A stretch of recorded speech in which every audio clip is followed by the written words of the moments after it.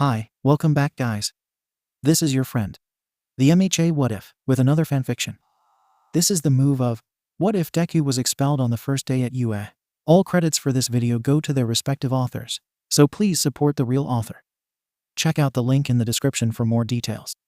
Please give this video a like and subscribe to the channel if you want more videos like this. Now let's get into the fanfic. Come on guys, it's about to start, Hagakure called as she bounced up and down in her seat.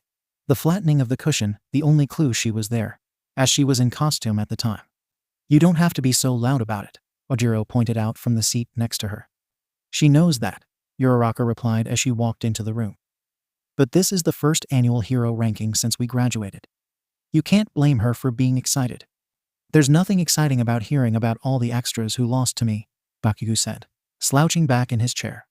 A good number of eyes rolled at that, but no one said anything. After all, in the 3 years the Hell class, as the media had dubbed them, had been together. They'd tightened together and formed a close-knit, if dysfunctional, family. It was the only way some of them had even survived to this point. And while they didn't stick together 100% of the time after graduation, they still kept in contact. They had teamed up on occasion. Some made it a point to work in the same agencies. And today was the first time all the surviving members were together at once. The reason was the hero rankings. This was their first year as fully fledged heroes, and they were eager to see how many of them made it into the top 50. So they all gathered together at Yaoyorozu's mansion to watch it together. Well, almost all of them at any rate. Shinsu was on patrol at the moment, but he didn't care much for the rankings anyway. Thought they were a waste of time. In addition, he felt like he was something of a late addition to the group, having not been there for the USJ incident. And they knew that at least some of them were bound to make it onto the rankings. After all, their frequent harassment by the League of Villains meant they were already forced kicking and screaming into the public eye. Todoroki Shoto already had a head start in that regard. Being the son of the number 2 hero, no one cared that Endeavor had moved up since All Might's death. No one ever truly considered him number 1. But the entire class had gained considerable notoriety after events like the USJ attack and the Kamino incident, even before their official graduation. The Hell class were already considered heroes to some extent. Ooh, it's starting, Uraraka gasped as the ranking began.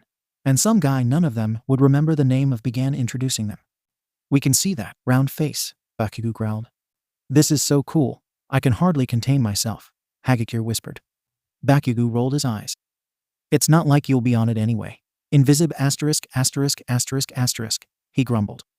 You and mine are both underground. I know that, but still.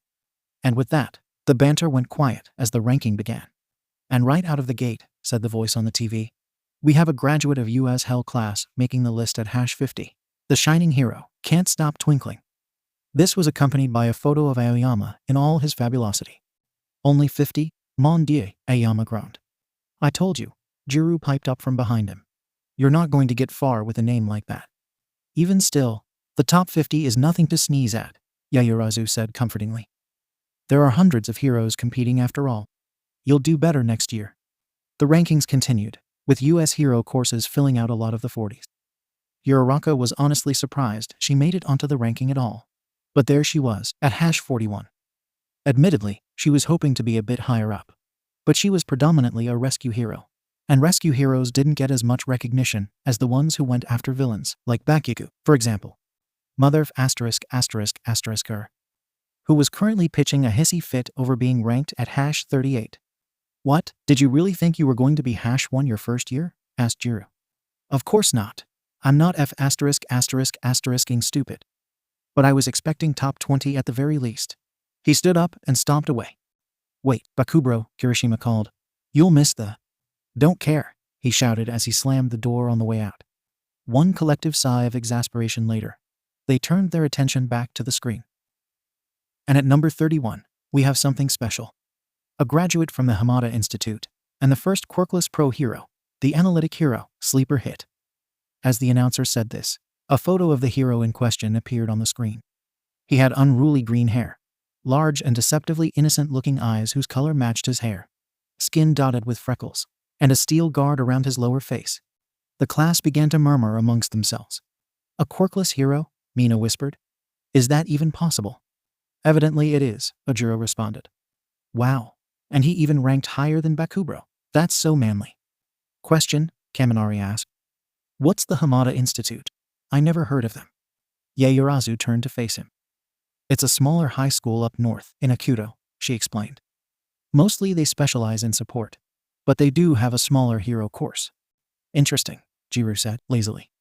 Now if you hadn't been so busy chatting, you might have caught that they're going to interview him after the rankings. We should watch it, Yororoka suggested, with various voices of assent replying to her. They were all curious about the first ever quirkless hero, but Yororoka couldn't help but look at the plain, yet strangely appealing face on the screen. I swear I've seen him before. Maybe it'll come to me once I see him without that mask.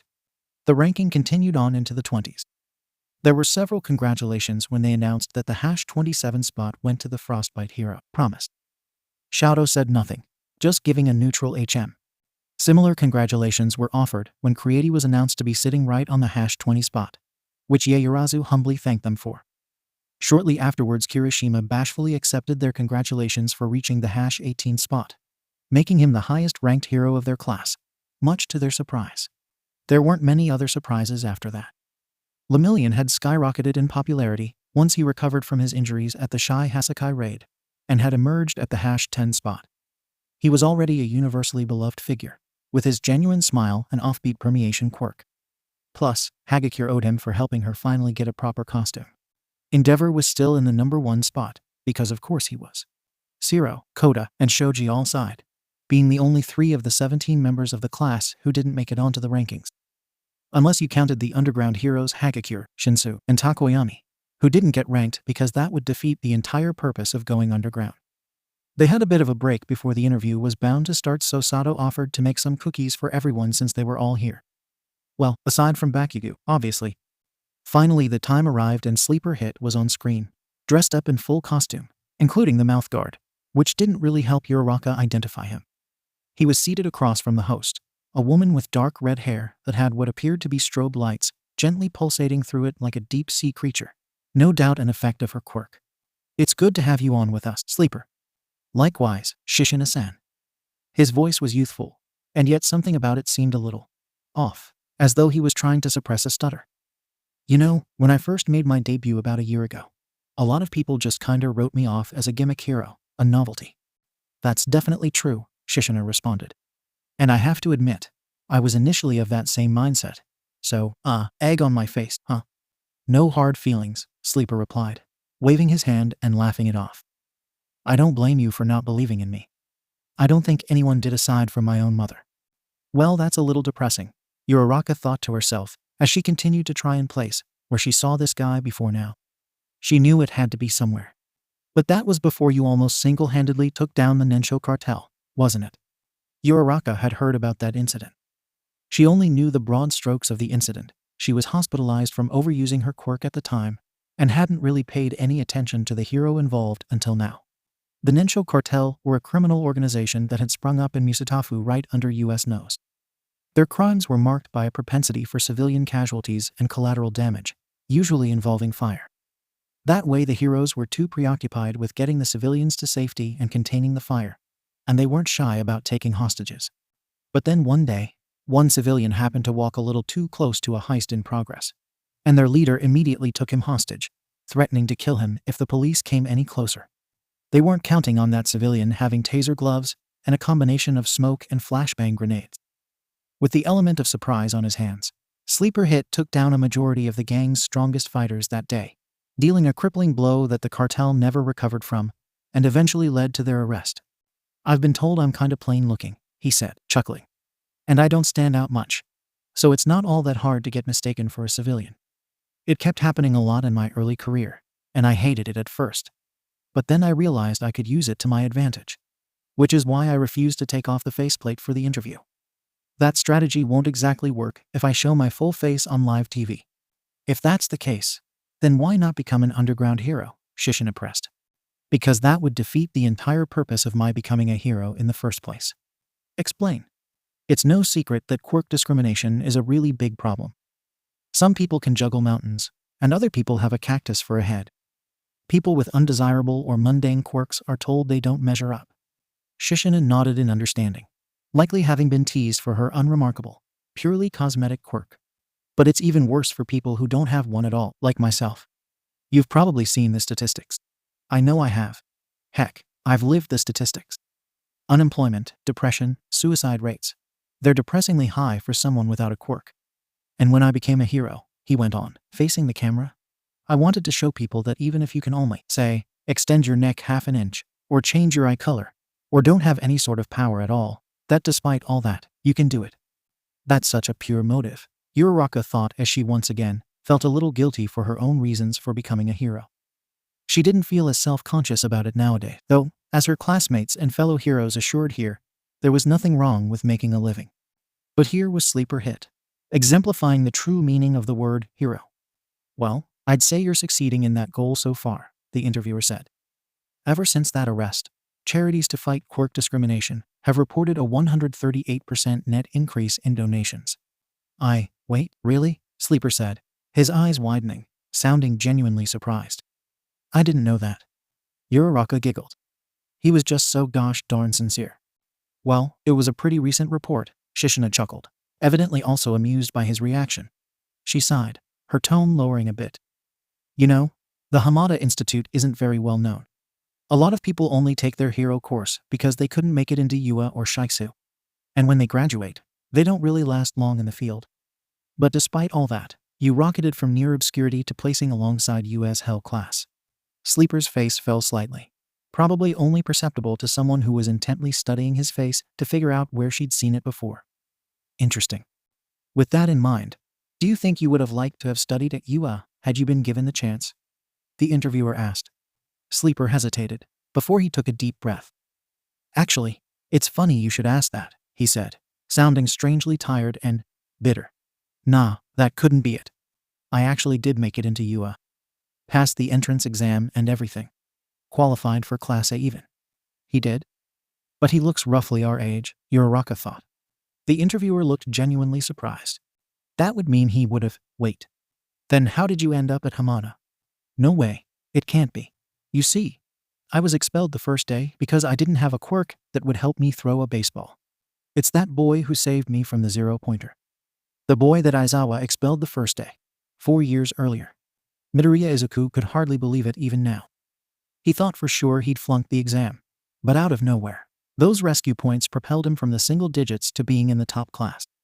He didn't even know rescue points were a thing when he went to rescue the nice girl from that rubble, which he supposed was the entire point of the exercise.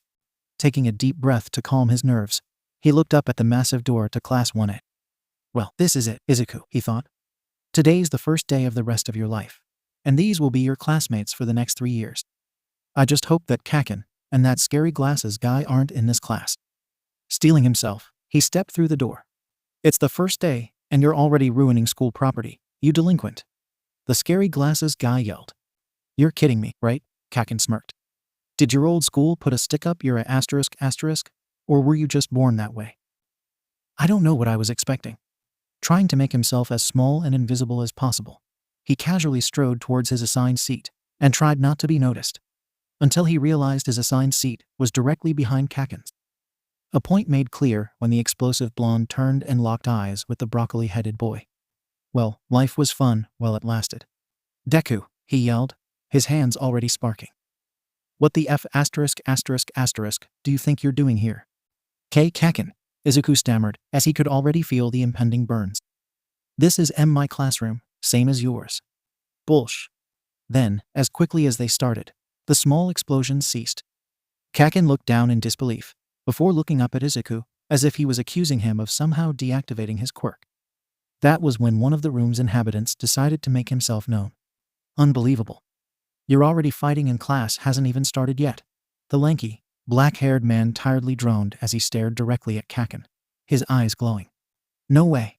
Eraserhead is our homeroom teacher. I was hoping to test your situational awareness, but it would seem I can't even do that. With that, everyone who was in class sat down quietly, Izuku lamenting that he didn't even get to properly say hello to the nice girl, though he at least counted his blessings that he didn't have to deal with the intimidating glasses-wearing student as well. Kaken turned his head to glare daggers at Izuku every 20 seconds or so as the rest of the class filed in. Finally, it was time for class to begin proper. Aizawa-sensei informed them they wouldn't be going to orientation, and had them change into their gym clothes and head out onto the field. Izuku did his best to avoid all forms of human contact while in the locker room, making sure there were 3 people between him and Kaken at any given time. When he was informed that the class would be undertaking a quirk assessment, Izuku got a bit worried, but remembered the training. Relax, you're in top physical condition from all that training you did on Dagobah Beach, he thought as everyone was fixated on Kaken launching the baseball into the horizon. A lot of your classmates have non-physical quirks. You won't embarrass yourself too much. You've got this. Probably. I want to go. That looks like fun, the pink girl exclaimed. Fun? Aizawa echoed back. All right then, how about this? Whoever comes last has no potential and will be expelled immediately. That sound fun to you? I really hope I got this. To his dismay, he found that every classmate of his managed to get stupidly high scores in something. Even the ones who didn't seem to have quirks that enhanced them physically. The short one with the odd purple hair found a way to use his quirk to cheese the sidestep test. And even the invisible girl absolutely aced the flexibility test. His nerve began to overwhelm him as the tests drew to their conclusion. And he definitely stood no chance at the ball test. Not when the nice girl from the exam scored an infinity on that particular challenge. He was hoping, praying his mental calculations were incorrect when the final class ranking went up. Hoping against hope that he was making things out to be worse than they were. 20 Midoriya Izuku. And just like that, his hopes and dreams seemed to fizzle out right there. Well, you heard me, Aizawa said. Midoriya, pack your bags. You're leaving. Izuku was shaking, stammering, trying to find some way of salvaging the situation. The girl with the black ponytail gasped. He was serious? He heard her whisper to herself in shock. And don't bother trying to use your quirklessness as an excuse, the teacher added. I'm holding you to the same standards as all my other students. And you failed to meet them. Izuku just about had a heart attack. Not only was he being expelled, but he had just been outed as quirkless in front of the entire class. He didn't even bother to look at Kaken then, already having a clear picture of his venomous, smug, I told you so expression without even having to turn his head. His mind and body were on autopilot, turning around and trudging his way back to the locker room. His walk of shame took him past a tall, lanky, skeletal-looking blonde man he figured was just the janitor or something, who did little more than look at him sympathetically. I should have known it was too good to be true. As Midoriya rounded the corner and out of view, Aizawa felt a twinge of pity that he quickly suppressed. Don't let your emotions put lives in danger. His heart is without a doubt in the right place, but no matter how hard he tries, no matter how skilled he might be, he'll only be a liability on the field. He'll be going up against villains who are physically better than him, against odds that even heroes with the strongest of quirks would struggle with. It's only logical to let someone more well-equipped take his place. Better to crush his dreams now than to let harsh reality kick his face in later on down the line. Even if it means fudging Hagakure's score a little. After all, he was an underground hero, and people like him had to do questionable things to save lives. And that was exactly what he was doing today. Still, he hoped his conscience wouldn't continue to gnaw at him. He dismissed his class for the day, knowing he had drilled some respect into them. Bakugo would definitely be a problem child, but he had made heroes out of worse before. And besides, with the initial weeding out over with, he could get to work prepping Shinsu to fill the vacancy. Ochako couldn't stop thinking about that boy. She wanted to stick up for him like she did after the exam, but something told her Aizawa wouldn't be as approachable as present Mike. It just seemed so unfair to her. He put his life on the line to save mine. And this is how he's rewarded. Still, she didn't say a word. Neither did Ashido, who was uncharacteristically quiet the entire walk back to the locker room. From what little Ochako had seen of her, the acid girl was a social butterfly, but she was silent. She's probably blaming herself, she thought.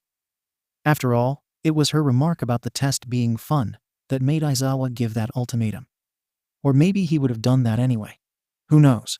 Stepping out the front door to the school, she was making small talk with Ida, the supposed stick in the mud who was actually pretty nice once you got to know him, when they noticed the solitary figure trudging sadly towards the front gate. It's him, Ochako thought, speeding up to try to catch up to him, hoping to properly thank him for what he did, console him for what happened. But then her mind hit a bit of a roadblock. Crap, what was his name again? I only saw his name on the scoreboard for a split second. Wait, what did Bakugo call him again? Oh, right. Hey, Deku, wait up. The boy suddenly stopped dead in his tracks, Ochako feeling relieved that she'd gotten it right. Only for Deku to suddenly break out into a run, darting away from the school at full speed. Ochako blinked in confusion, as did Ida. What? What happened? The bespectacled boy asked. I'm not sure, she replied. His surname was Midoriya, wasn't it? It was, I think. I wonder why he bolted like that. Later that evening, Ochako would do an online search for Deku Midoriya, hoping to find him on social media, and maybe reach out to him that way. She didn't find him. But she did find out what Deku meant. She didn't get much sleep that night. A week later, Izuku wasn't even surprised as he and his mother went through the mail that morning. He wasn't even that disappointed. Not like he expected much to begin with. Upon hearing of her son's expulsion, Inko was furious at the school for allowing it to happen. She demanded he let her sue UA, but Izuku pointed out that the teachers at UA were well within their rights to expel whoever they wanted for whatever reason, and even if they weren't, UA's legal team were top-notch and would win regardless. So instead, she suggested they try to contact some of the other hero schools in the area. After his shining performance on the entrance exam, at least one of them was sure to let him attend. It was worth a shot, Izuku had said. But then the response letters arrived, and they all said roughly the same thing with different wording. They'd love to have him, but to make a transfer partway into the semester, after having been expelled, would be a bureaucratic nightmare, and their classes were full, so he should try again next year. Translation: we don't want a quirkless reject to take up space. Shiksu turned him down. So did Ketsubutsu, and Seijin, and Sei. Inko was just about the end of her rope, and she was starting to become concerned that was close to being literal in Izuku's case. But then they got to Hamada's letter, which was significantly thicker than the others. Midoriya Izuku, your message has been received, and we are pleased to inform you that your request for a transfer has been accepted. We would be honored to welcome you into our hero course. Enclosed within is the list of school supplies, required texts. Izuku was already tearing up by this point. Doors had been slammed in his face all his life, but fate had finally decided to leave a window open for him. It didn't matter that he only knew the Hamada Institute existed thanks to Googling all the hero schools within 200 kilometers of his apartment. He had another shot. I can still become a hero. As he prepared to enroll in Hamada, he slowly began to accept that maybe UA wouldn't have been the best for him after all. Kaken was still there, for one. He'd make a great hero, to be sure, but Izuku didn't think he wanted to have to sit behind him for 3 more years. Not to mention, the teachers and students were just as bad as the ones at Aldera. Era Aizawa had singled him out and humiliated him in front of the entire class, and the class had turned on him the second they found out he was quirkless. Even that nice girl had mocked him and called him by that dreaded nickname. So in spite of his disappointment, he felt as though he had dodged a bullet. That feeling was only further cemented when word got out about the Uschi incident. Hamada's walls were clean, sparsely decorated aside from the odd map, and much of the school was a silver-blue color. Occasionally, there was a display case showcasing some piece of support gear designed by the institute. One in particular Izuku stopped to gush over was the kaiju aura stabilizer worn by the retired American pro hero Fredzilla. He and his mother dropped by the principal's office to fill out some paperwork to finalize a few details regarding his transfer. Inside the office were a number of pictures of who he assumed to be some of the school's alumni. Very few of them were pro heroes, but one of them caught his eye, the biggest picture of all of them. Hanging directly above the principal's chair was a large framed photo of the school's namesake alongside 2 other figures. On the left was a teenager, about Izuku's age actually, with square glasses, unruly black hair, and a blue hoodie. Even though the subject was younger than most knew him, Izuku recognized him immediately as Hamada Hiro, better known as the technopathic neuronic hero, Macro 6. On the right was a taller boy, looking about college age, who seemed to be related to Hiro, but whom Izuku didn't recognize. And in the center was a person with some sort of pillow quirk. No, that looks artificial. It's a balloon or something. Actually, it was a robot, the principal said, clearly picking up on Izuku's struggle to decipher the picture. It's nice to finally meet you too. I'm Principal Ribaru Sutano. He was a kindly-looking old man with rectangular green-tinted glasses, a mustache, and thinning hair. It's a pleasure to meet you, Mr. Ribaru, Inko said, bowing slightly. This won't take long, I promise you. Just some paperwork you need to fill out, while I ask the boy a few questions. And maybe answer a few of his as well. Inko smiled and nodded, sitting down to fill the papers out. Izuku sat down and cleared his throat. Sir, I'm really grateful you'd extend this invitation to me. We're glad to have you. You should know, before your message arrived, I was already thinking of contacting you. Really? Izuku asked. Oh yes, one of the faculty members at UA, who asked to remain anonymous, sent me a video recording of your entrance exam. And I must say, UA doesn't know what they're missing out on. He leaned back in his chair. I should let you know that we're aware of how quirkless are treated in most schools, and I'd like to inform you that our school has a strict policy on quirk discrimination of any kind. You'll be safe here. Izuku glanced up at him warily. That was what Aldera Junior High had said. But as it turns out, the rules mean nothing when the people who are supposed to enforce them just don't care. Ribaru smiled kindly. Looks like you need some convincing. Tell me, who is this school named after? This was easy. Hamada Hiro, Izuku said. The old man shook his head. Incorrect. Izuku looked surprised. Really? The principal turned his body and gestured to the big photograph. That's Hiro on the left. But the other boy in the picture is his older brother, Hamada Tadashi. He was a brilliant scientific mind, doing a lot of great work as hero support. He was the one who developed the microchip used in most modern medical robots. In fact, he was Hiro's inspiration to become a pro-hero. Izuku never knew this side of Macro 6. So, why have I never heard of him? He was quirkless. Izuku gasped, and Inko's eyes widened a bit as she stopped writing. Ribaru chuckled again before a serious expression came across his face. He died in a lab accident the day of his brother's graduation. Hiro did his best to preserve his brother's memory. But even decades ago, the quirkless were on their way out as far as society was concerned, so nobody cared. He turned back to Izuku. When Hiro founded this school, people always associated the Hamada name with him. But he always intended it to be named for his brother. So it would go against everything our founder stood for if we were to turn you away for losing the genetic lottery. He looked the boy in the eyes as Izuku began to tear up again. We would be honored to have you attend the Hamada Institute. Uraraka blinked as the memory of that first day flooded back to her. She hadn't had a lot of time to dwell on it through her time at UA, what with all the other insanity she had to deal with. But occasionally her mind wandered to that unassuming quirkless boy she had unwittingly scared off. What if she managed to befriend him? Where was he now? She had asked herself that every now and again, and now she knew the answer. From nearby, Ashido gasped in recognition, and a few of the other students remembered him as well. Uraraka turned this new information over in her head before coming to a very definite conclusion. I think we should pay him a visit. I'd like that, Ashido said, strangely quietly. Yeah, I'm all for it, Kirishima added. But there's just one problem. I have no idea what agency he works for. Yaoyorozu was already in the midst of an internet search. I can't find the information anywhere. It seems as though, even as a daylight pro-hero, he keeps a lot of information secret and lives a remarkably private life. Uraraka said, thinking. Maybe Bakugo knows something. It seemed like they had a history together. I'll ask him, Kirishima suggested. He copied the link to the interview and texted it to Bakugo, asking if he knew anything that would help them track down the elusive sleeper hit, and then pressed send. A few moments later, everyone swore they felt a small earthquake, followed by the distant sound of a scream of rage. Once it became apparent that Bakugo wouldn't be any help, the small group debated on what to do next. Maybe we should just drop it for now, Uraraka suggested. With him in the public eye, we'll probably find out more about him soon.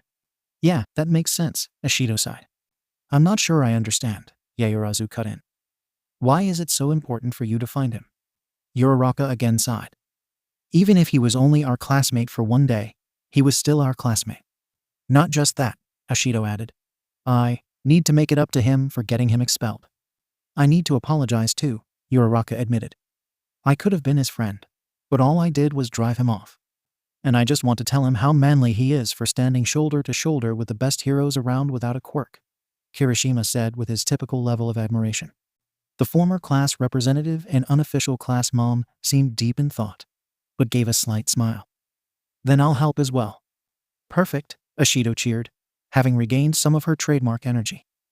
Then I hereby declare us the Sleeper Hit Friendship Squad. Aizawa stepped into the principal's office with an unreadable expression.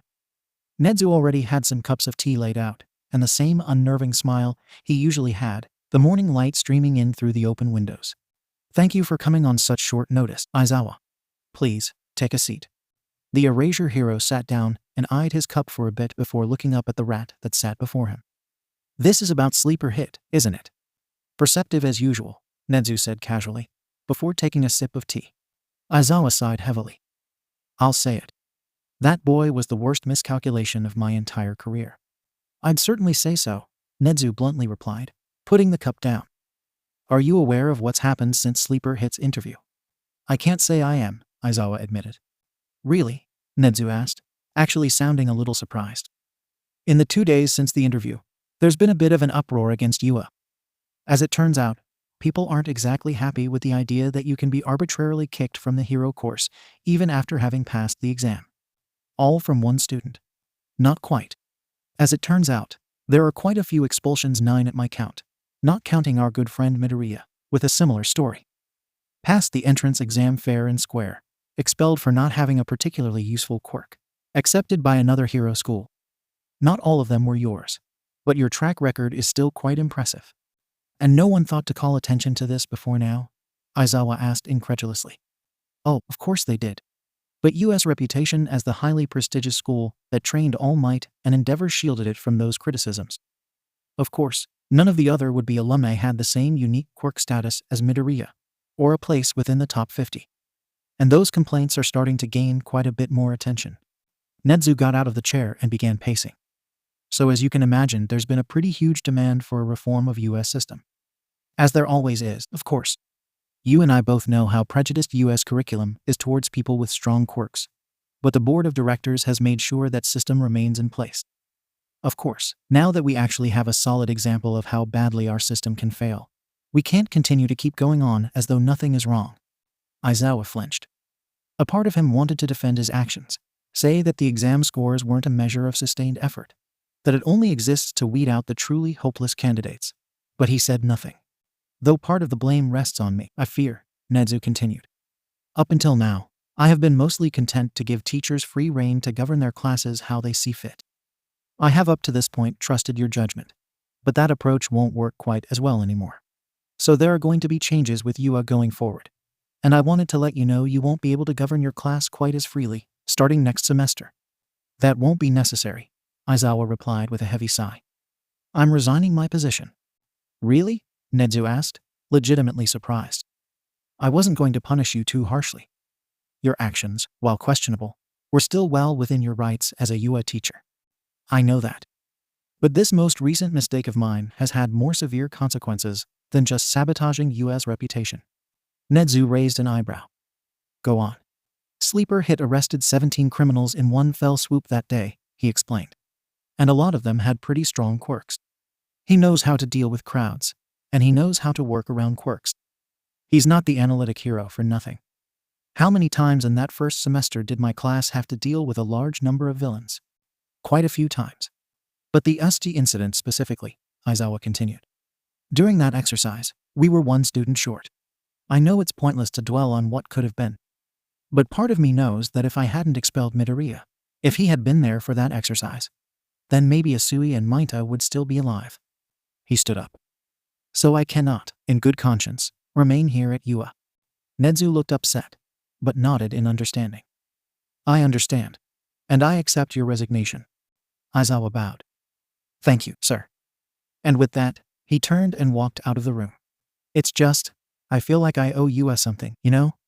Uraraka said between slurps of ramen as Ashido nodded. But I can't ignore it either.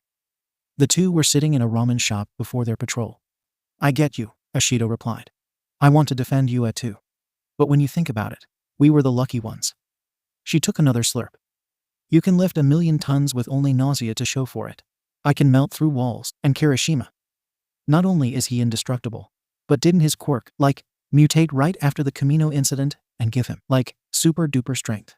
It's so unfair it's not even funny. Kirishima might as well have 2 different quirks, while Sleeper Hit doesn't get any. Well, look on the bright side, Ashido said. You can't say Sleeper Hit isn't doing well. Yeah, I guess that's true. Just then, both of their cell phones vibrated at the same time. Simultaneously, they checked them. Villain attack in progress in the Surasudo Industrial Park. All nearby heroes please respond ASAP. Surasudo, that's just 2 blocks away from here. Uraraka quickly shoved the remaining ramen into her mouth, and the 2 quickly ran off, before realizing that they had to get into their hero costumes first. Thankfully, they usually did have their costumes on hand for situations like this. But changing in a restaurant bathroom wasn't the most dignified thing in the world. Still, not 2 minutes later an alien queen was acid skating towards Surasudo at high speeds, while Uravity flew through the air just behind her. 3 villains were grouped together as they walked through the abandoned power plant, looking round for the hero who was giving them so much trouble. When they first arrived, they made the mistake of splitting up to cover more ground. But the heroes showed up much sooner than they were expecting, and one of their number had already been soundly knocked out. The tallest and largest villain had spikes all over his arms that seemed to be formed from his skin. He was wearing a bulletproof vest and camo pants, and his dark blue hair covered his eyes. The shortest one of the bunch, who seemed to be made entirely of red rocks, looked around with his beady little eyes as he stomped alongside his skin-spiked comrade. The third, a lankier man with a visor and a black hoodie, kept his cool as he took the lead. "Look alive, men," he said confidently. "He might have got the drop on us, but he doesn't have the element of surprise anymore. He's just quirkless, isn't he?" the spiked one asked, cracking his knuckles. "Let's not be too hasty, Horntoad," the visor one said. "Just because we have the advantage doesn't mean we automatically win.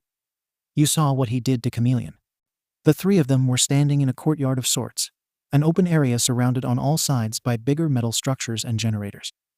They had broken into the plant to steal parts to sell on the black market, but just after arriving, Sleeper Hit got the drop on them and took Chameleon down almost immediately. Just then they heard a noise around the corner. "Gila, go check it out," the leader ordered. Gila, the short rocky one, said nothing as he rounded the corner to check. Just as he walked out of sight, the leader spasmed as a jolt of electricity flew through him. Horntoad turned around and saw that he had been hit by the cable of a stun gun fired by Sleeper Hit, who was already in the process of charging towards Horntoad. The spiky villain blocked with his arm, and while the spikes didn't damage Sleeper thanks to the metal gauntlets he was wearing, it also blocked the incoming punch. Sleeper went for a low kick to knock Horntoad off balance, but as Horntoad tripped, he quickly rolled backwards and got to his feet, before charging at Sleeper. The green-haired hero dodged out of the way, using the momentum to spin around and launch another gauntlet-clad punch at the villain's head, who again blocked it with one of his arms. "At least the gauntlets are doing their job, so the spikes aren't hurting me," the hero thought as the exchange of blows continued, neither combatant gaining on the other, as the visor-wearing leader was still unconscious and Gila hadn't returned. "Your armor won't save you forever," Horntoad taunted as he swung his arm again. "These spikes are tough, and if they do break, they regrow almost instantly." "I know. I figured out your quirks before I got here," Sleeper thought. "If I can just move the fight indoors, then I can use the surprise." Sleeper whipped around as the rocky form of Gila was barreling towards him. He just barely managed to get out of the way before being crushed. He thought that Gila would crash into Horntoad, but to his shock, Horntoad's quirk also seemed to enhance his strength as he caught Gila, rolling with the impact like one would when catching a baseball, and flung him right back around at Sleeper. Thankfully his aim was off, but Sleeper was still doing mental calculations at a rapid pace. "Okay, Horntoad has super strength. Good to know. I can defend against Horntoad just fine, but I need Gila out of the equation. I only have so many grenades, my taser won't work against him, and I need to take them down before Basilisk recovers.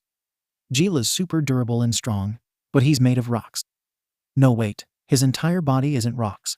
I can see organic bits like his eyes and mouth. But his arms don't seem to bleed or bruise or have fingernails, and his arms aren't proportional to one another.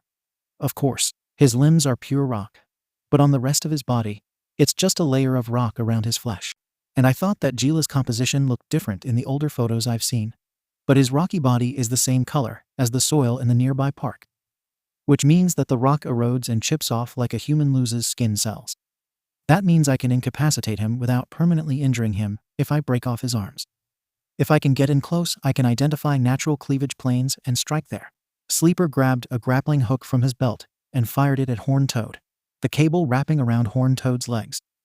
With the spiked villain temporarily restrained, Sleeper turned away and charged at Gila, who gestured in a come-at-me manner. Sleeper gritted his teeth, knowing he was going to be taking one good solid hit to the face before the day was done. Thankfully, due to Gila's arms being made of rocks, they were a bit slower, so Sleeper was easily able to block his hits as he examined his arms for any hint of a weak spot. Finally he found it, a small, subtle line between 2 slightly different shades of red. He rolled out of the way as Gila went in for a power hit, before stopping next to a transformer. He quickly ripped a sheet of metal off the transformer and jumped into the air, aiming it precisely enough to slice down onto the line, cleanly slicing through the rock. It was just as he suspected. The arm was completely made of rock. Though he didn't envy the amount of pain Gila was in, if the gravelly wailing was any indication, regenerative or not, losing an arm had to hurt. Doubled over in pain, Gila wouldn't be participating in the fight anytime soon. That's 2 down. He turned his attention back towards the other villains, but gasped as he saw that not only had Horned Toad recovered, but the visored villain, Basilisk, had also gotten to his feet and was in the process of removing his visor. Time for a tactical retreat. Taking one of his remaining smoke bombs, only 3 left, he created a smoke screen, masking his escape. He ran to a nearby tower and scrambled up the scaffolding, grateful that his metal gauntlets and boots were also well insulated. Hiding out of view, he caught his breath. He began to formulate a strategy when his earpiece began to make a noise. Sleeper hit? This is pro-hero Uravity. Me and Alien Queen are en route to your position.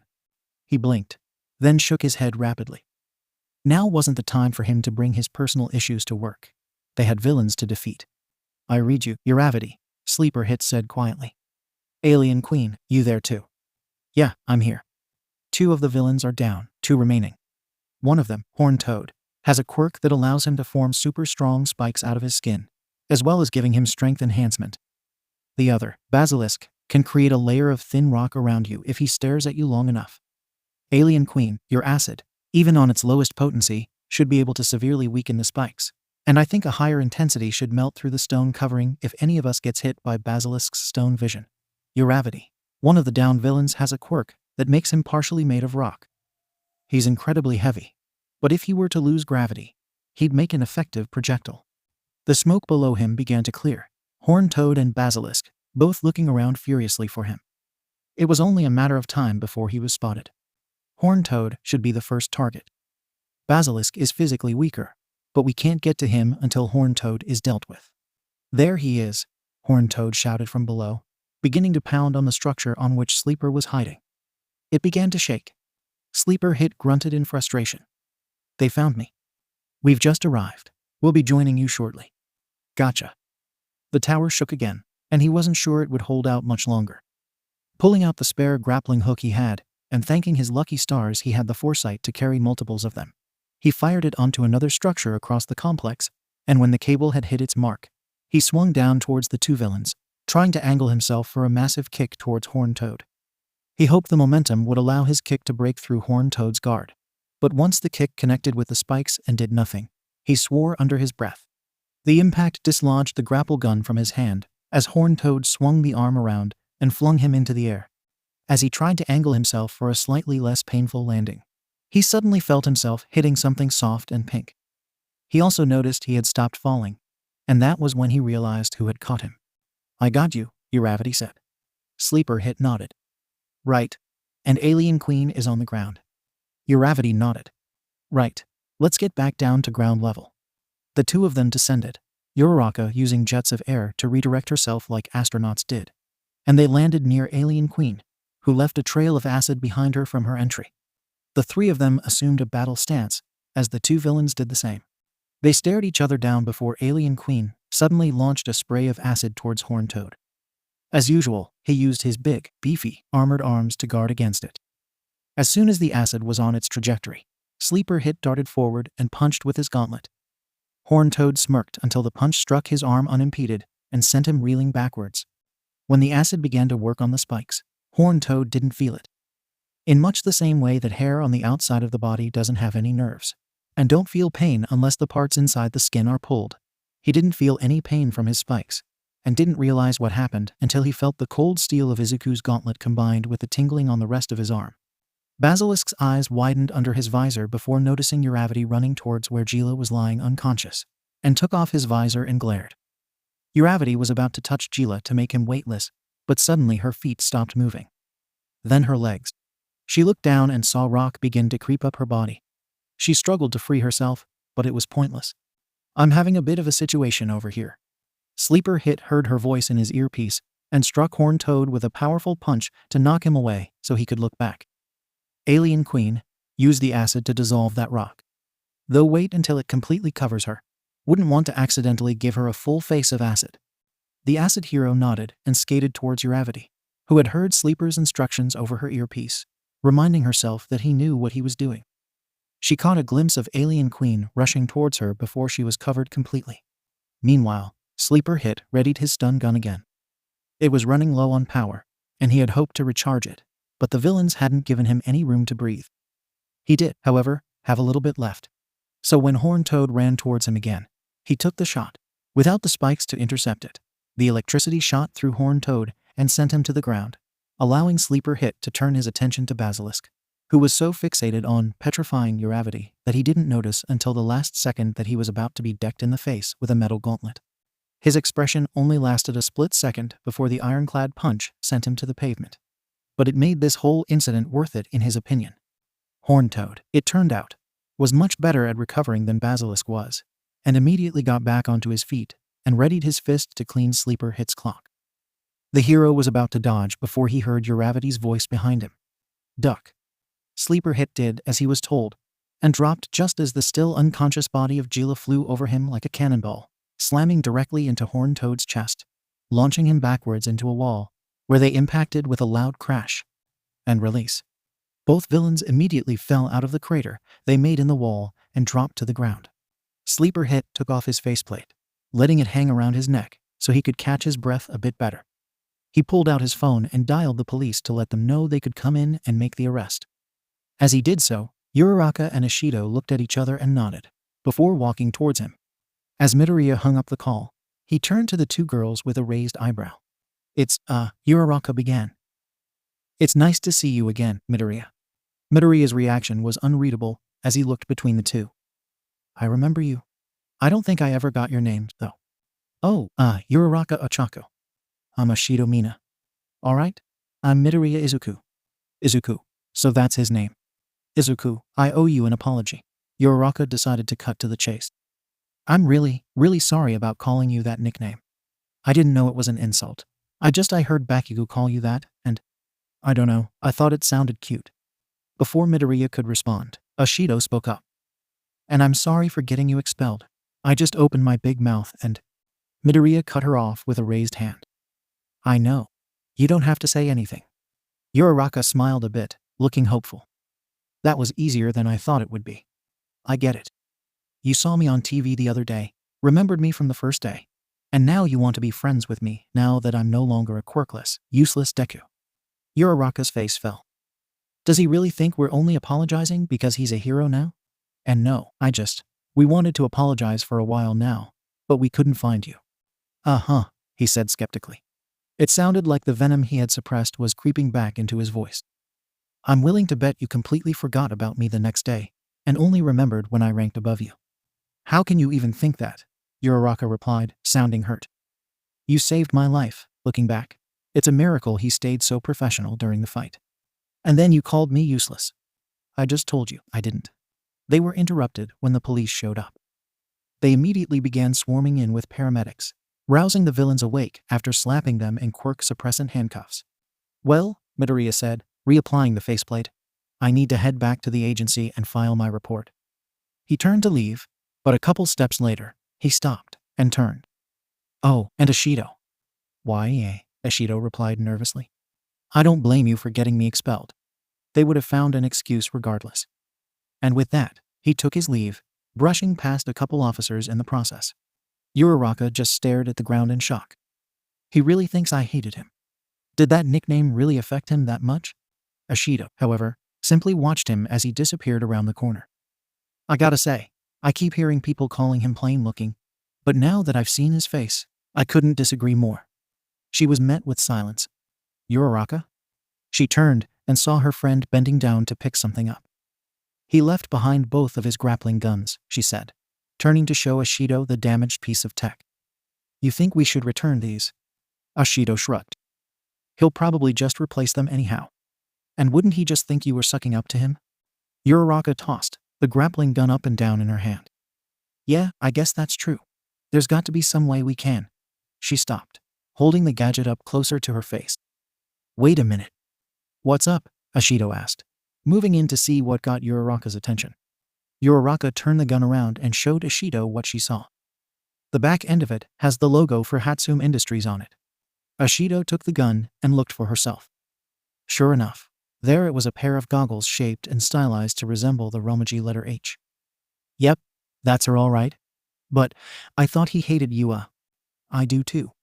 And even a lot of the other UA graduates a little freaked out by her.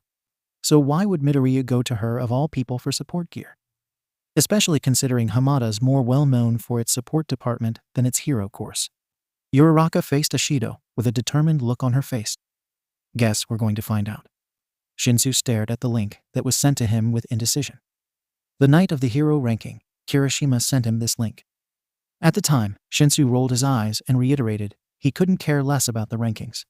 Kirishima immediately texted back and said no, it has almost nothing to do with the rankings, and that he needed to see it. So he clicked the link, saw it was an interview, and immediately closed it because he didn't care what sort of gossip the class was going on about this time.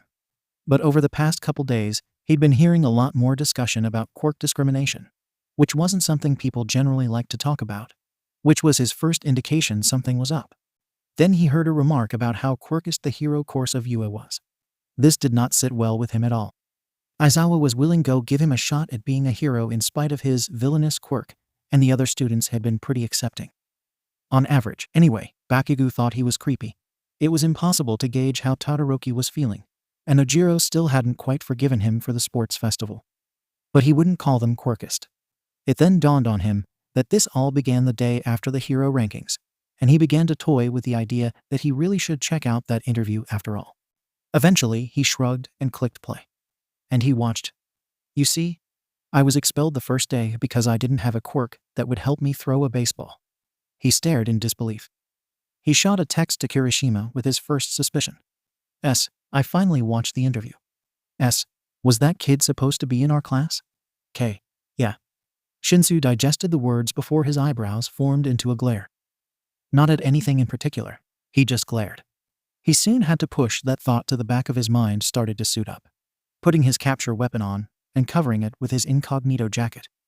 He couldn't dwell on it during his patrol. He couldn't let himself be distracted. He was sure of one thing though. Next time he saw Aizawa, they were going to have some words.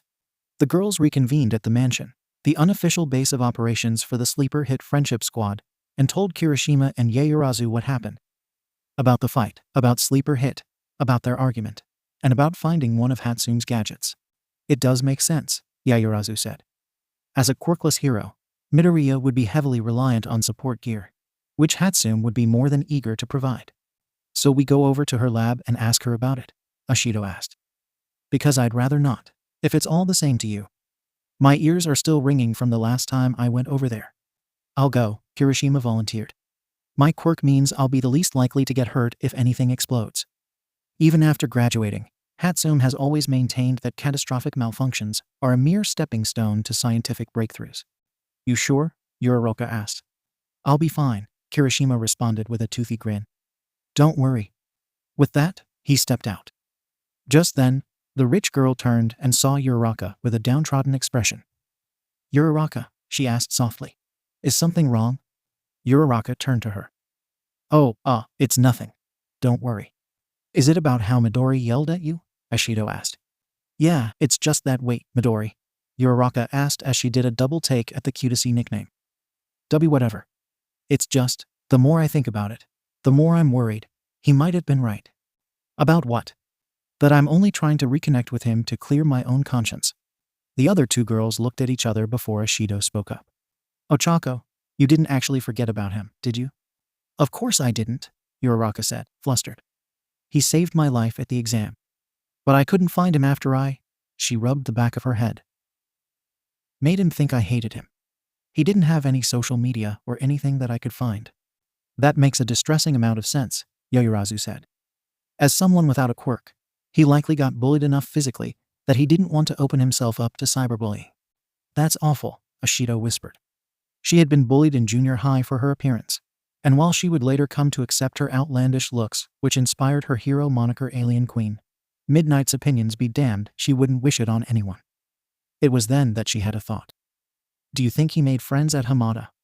Hard to say, Yaoyorozu replied. I did some research and evidently, they take their anti-discrimination very seriously. so he likely wouldn't have been bullied. But at Uraraka realized he was bullied, or thought he was anyway, in what was supposed to be a safe place, by people he let his guard down around. She gasped. Oh no, Midoriya might have closed himself off and refused to make friends. And it's all my fault. Ashido picked up on the tears forming in her friend's eyes. Ochako. I really hope I'm wrong, Uraraka whispered. But if I'm right, and he never made any friends, then we'll just have to fix that. She finished with a look of determination in her eyes. Ashido grinned. That's the spirit. Hatsum Industries wasn't a particularly tall or luxurious building, by any means. In fact, one might go so far as to call it an eyesore, covered in reinforced metal plating that clearly didn't all come from the same source. Kirishima walked through the front doors, and was immediately bombarded by the sounds of machinery, power tools, electrical currents crackling through wires, computers beeping. Luckily, working with Bakugo a lot meant that he employed ear protection on his costume. Taking the elevator, he descended to the lower basement level, where he knew Hatsum would be working. And working there she was, welding some metal together for what looked like some kind of gauntlet. She looked up as she noticed the new arrival and smiled. Hey, Mr. Bulletproof, what brings you here? She asked. Kirishima chuckled at the nickname, recalling the memory of the incident that gave him the name before he got a serious look on his face. I just wanted to ask you a question, he said. Are you in the middle of something? Nah, Hatsum replied, rummaging through a drawer for some wire. Just killing time until my boyfriend gets off work. I need him to watch the workshop while I go pick something up. She's got a boyfriend, Kirishima thought before getting back to the task at hand. I was wondering, you made some gadgets for Sleeper Hit, right? But I thought he hates you. Oh, he does, Hatsum replies nonchalantly. Not me though. It's an interesting story, actually. You see, oh, I'm sorry, she said, looking a little flustered. You probably don't want to hear the full story. I've been trying to pick up on social cues. I've been told I have problems with that. No, actually, do tell me. I'm really curious, Kirishima said. Oh, are really? Hatsum asked, looking pleasantly surprised. Well, pull up a chair then. We met during our second-year internships. You remember my little display at our second sports festival, right? I do. And I think you still owe the school for those bleachers you atomized. I'll pay them back eventually. Anyway, that caught the attention of the slice and dice hero, Wasabi, and I got an offer from him. Well, I got a bunch of offers, but I just kinda picked one at random and figured, why not?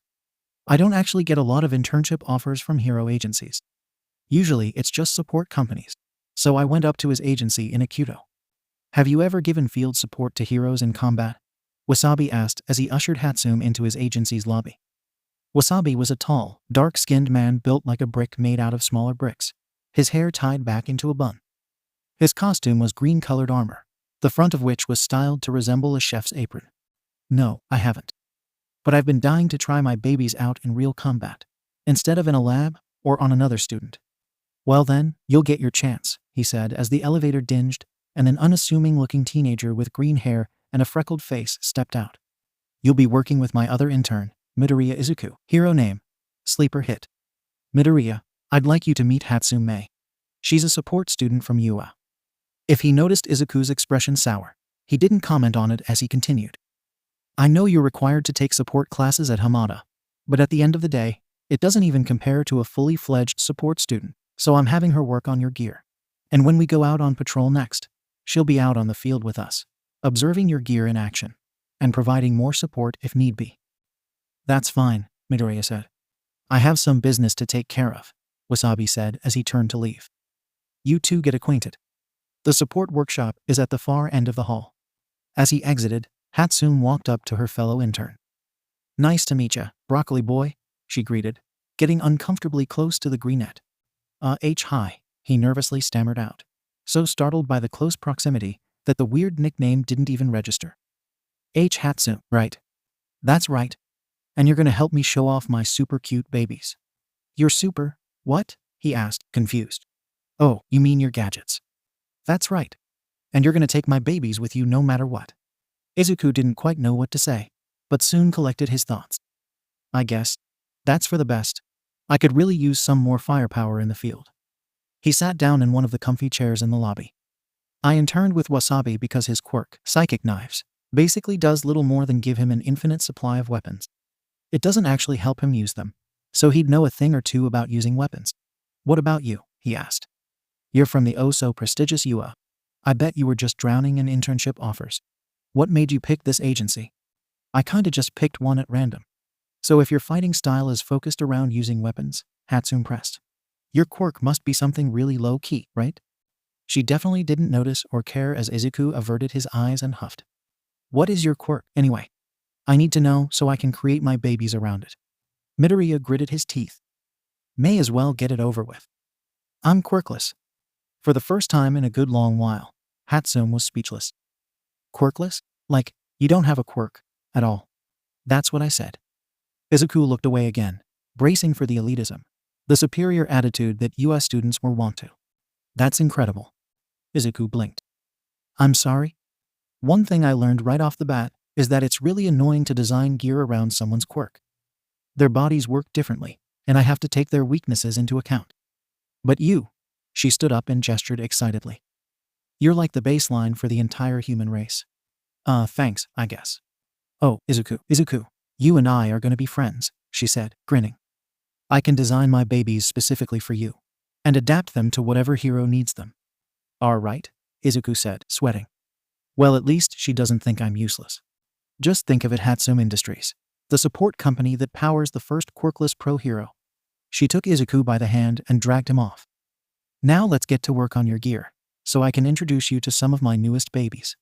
Izuku soon found himself in a workshop, standing still as Hatsune began making adjustments to his all-purpose utility gauntlets designed by the one and only Hatsune May as he was wearing them.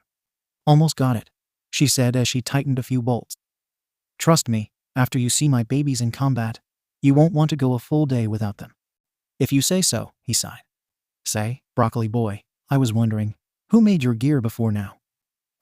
I did." "Oh?" Hatsune asked. "But Hamada's full of support students. Why not ask one of them to help? I'm sure one of them would be more than eager to take the load off your shoulders." "I'd feel much better if I did my own work," he said. "And I doubt they'd want to help a quirkless Deku like myself." "Deku?" she repeated. "Oh, like the Deku scrubs from The Legend of Zelda. You do kinda look like one of them." "I know just what they'd say," Izuku sighed. "I'd love to.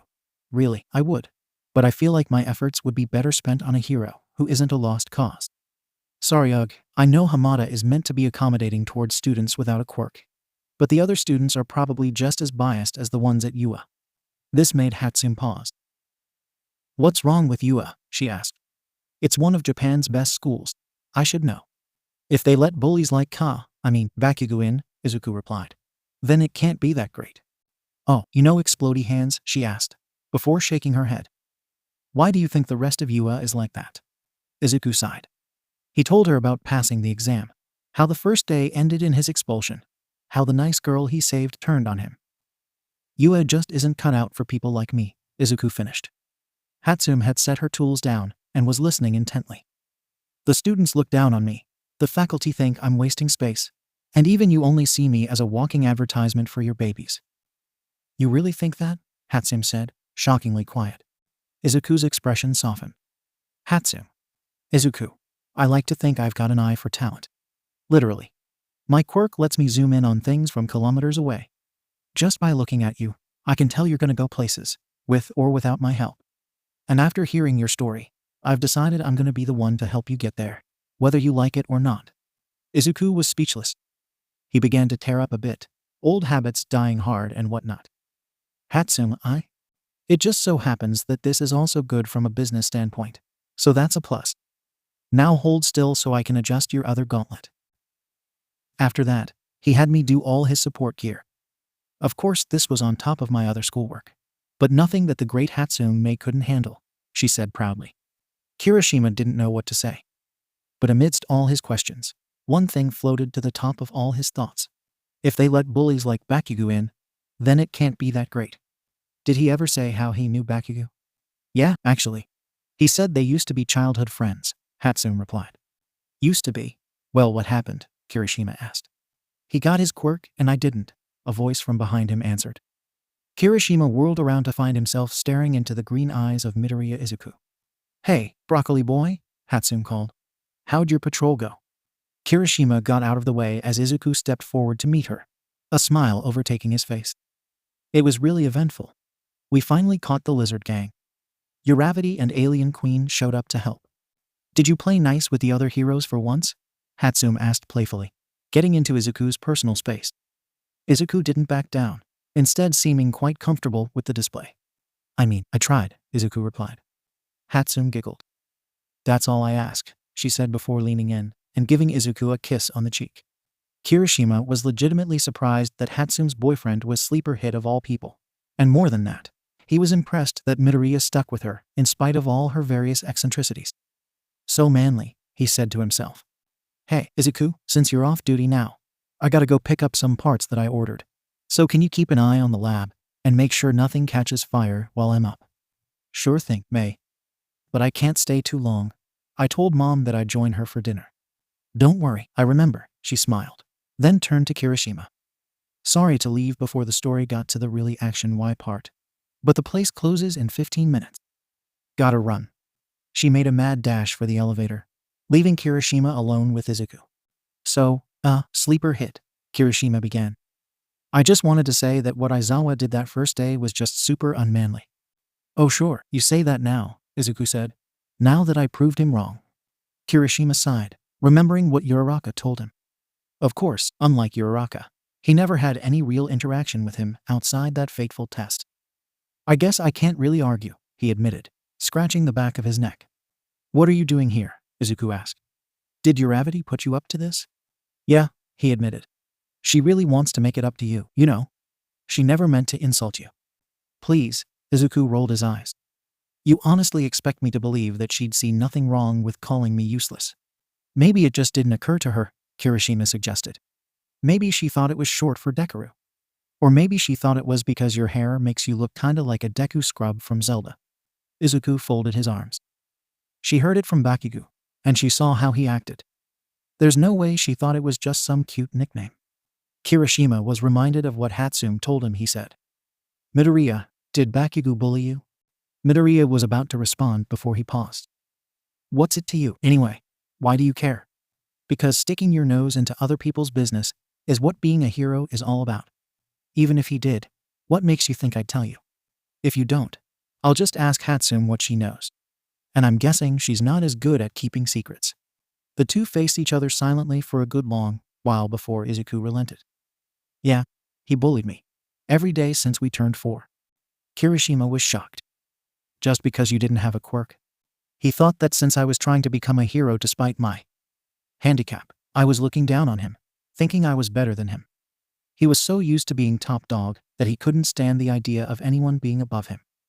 He'd use his quirk on me. He'd destroy my notebooks. He made sure none of the other kids wanted to be around me. He couldn't go a single day without harassing me. He used his quirk on you.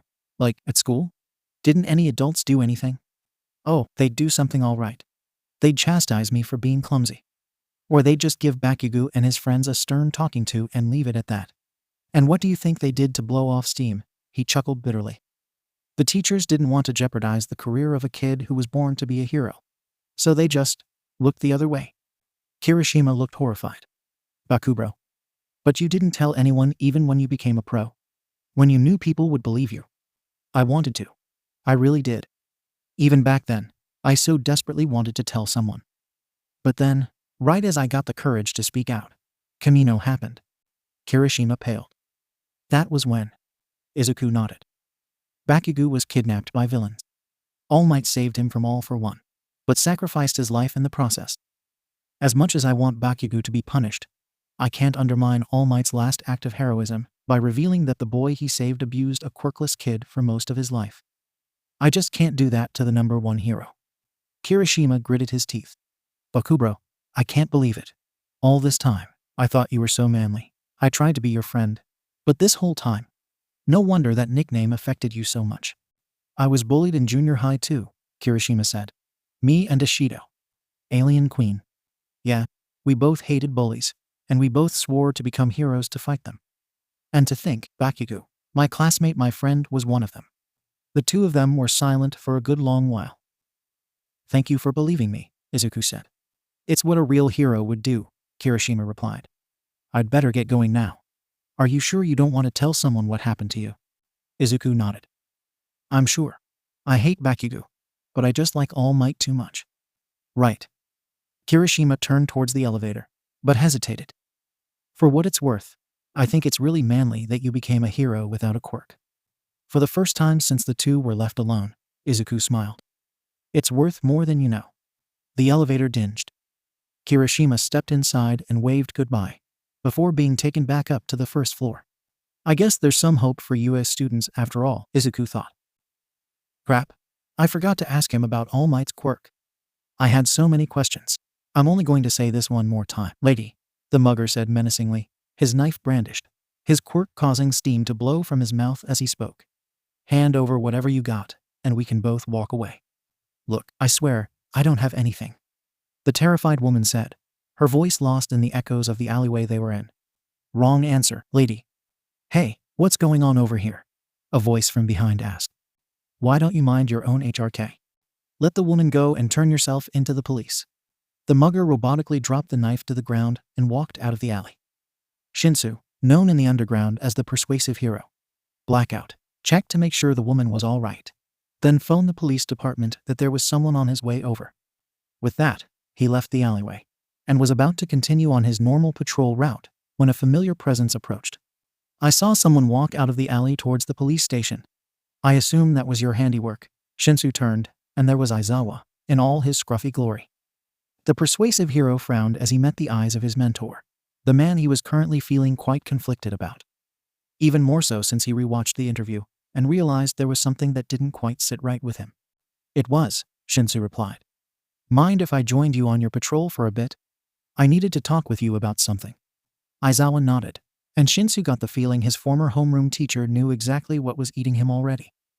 The two walked down the dimly lit road, not standing out much alongside the odd drunkard.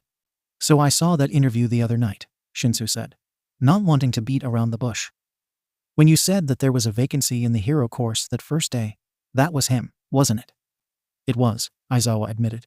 Not that it mattered much after Asch. Sleeper Hit was in the same boat as me, Shinsu continued. Told all his life that he couldn't be a hero. For different reasons, admittedly, but still. I saw him as a liability, Aizawa said. I know now I was wrong, benefit of hindsight and all, but in my defense, he did get the lowest score on the assessment test. I told them the consequences for failure. Out of the initial 20, he had the least potential in my eyes. That's a lie, and you know it. Aizawa whipped around so fast Shinsu thought he might have got whiplash. Later on in the interview, Shinsu said, he explained just what kind of training he did. Over the course of 9 months, he single-handedly cleaned Dagaba Beach. And according to the people who saw him do it, he didn't have any equipment. There were rusted cars on that beach, Aizawa. Rusted cars. You have to be in peak physical condition to move one of those even a little. So tell me how he managed to get a lower score on the fitness test than Hagakure, who's a good gymnast but otherwise physically average. Aizawa avoided Shinsu's piercing gaze, unable to find an answer. You wanted me in the hero course, so you had to get rid of someone to make space. And you wanted to keep the girl with the stealth-based quirk, so you cheated. Aizawa sighed and looked down at the sidewalk. I won't deny it. But Shinsu, all I wanted to do was give you a chance.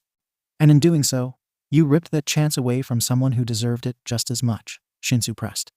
You didn't even move him to Gen Ed, you just kicked him straight out. In that same interview, he said that an anonymous UA faculty member put in a good word for him at Hamada. If it hadn't been for them, you might have taken away his future.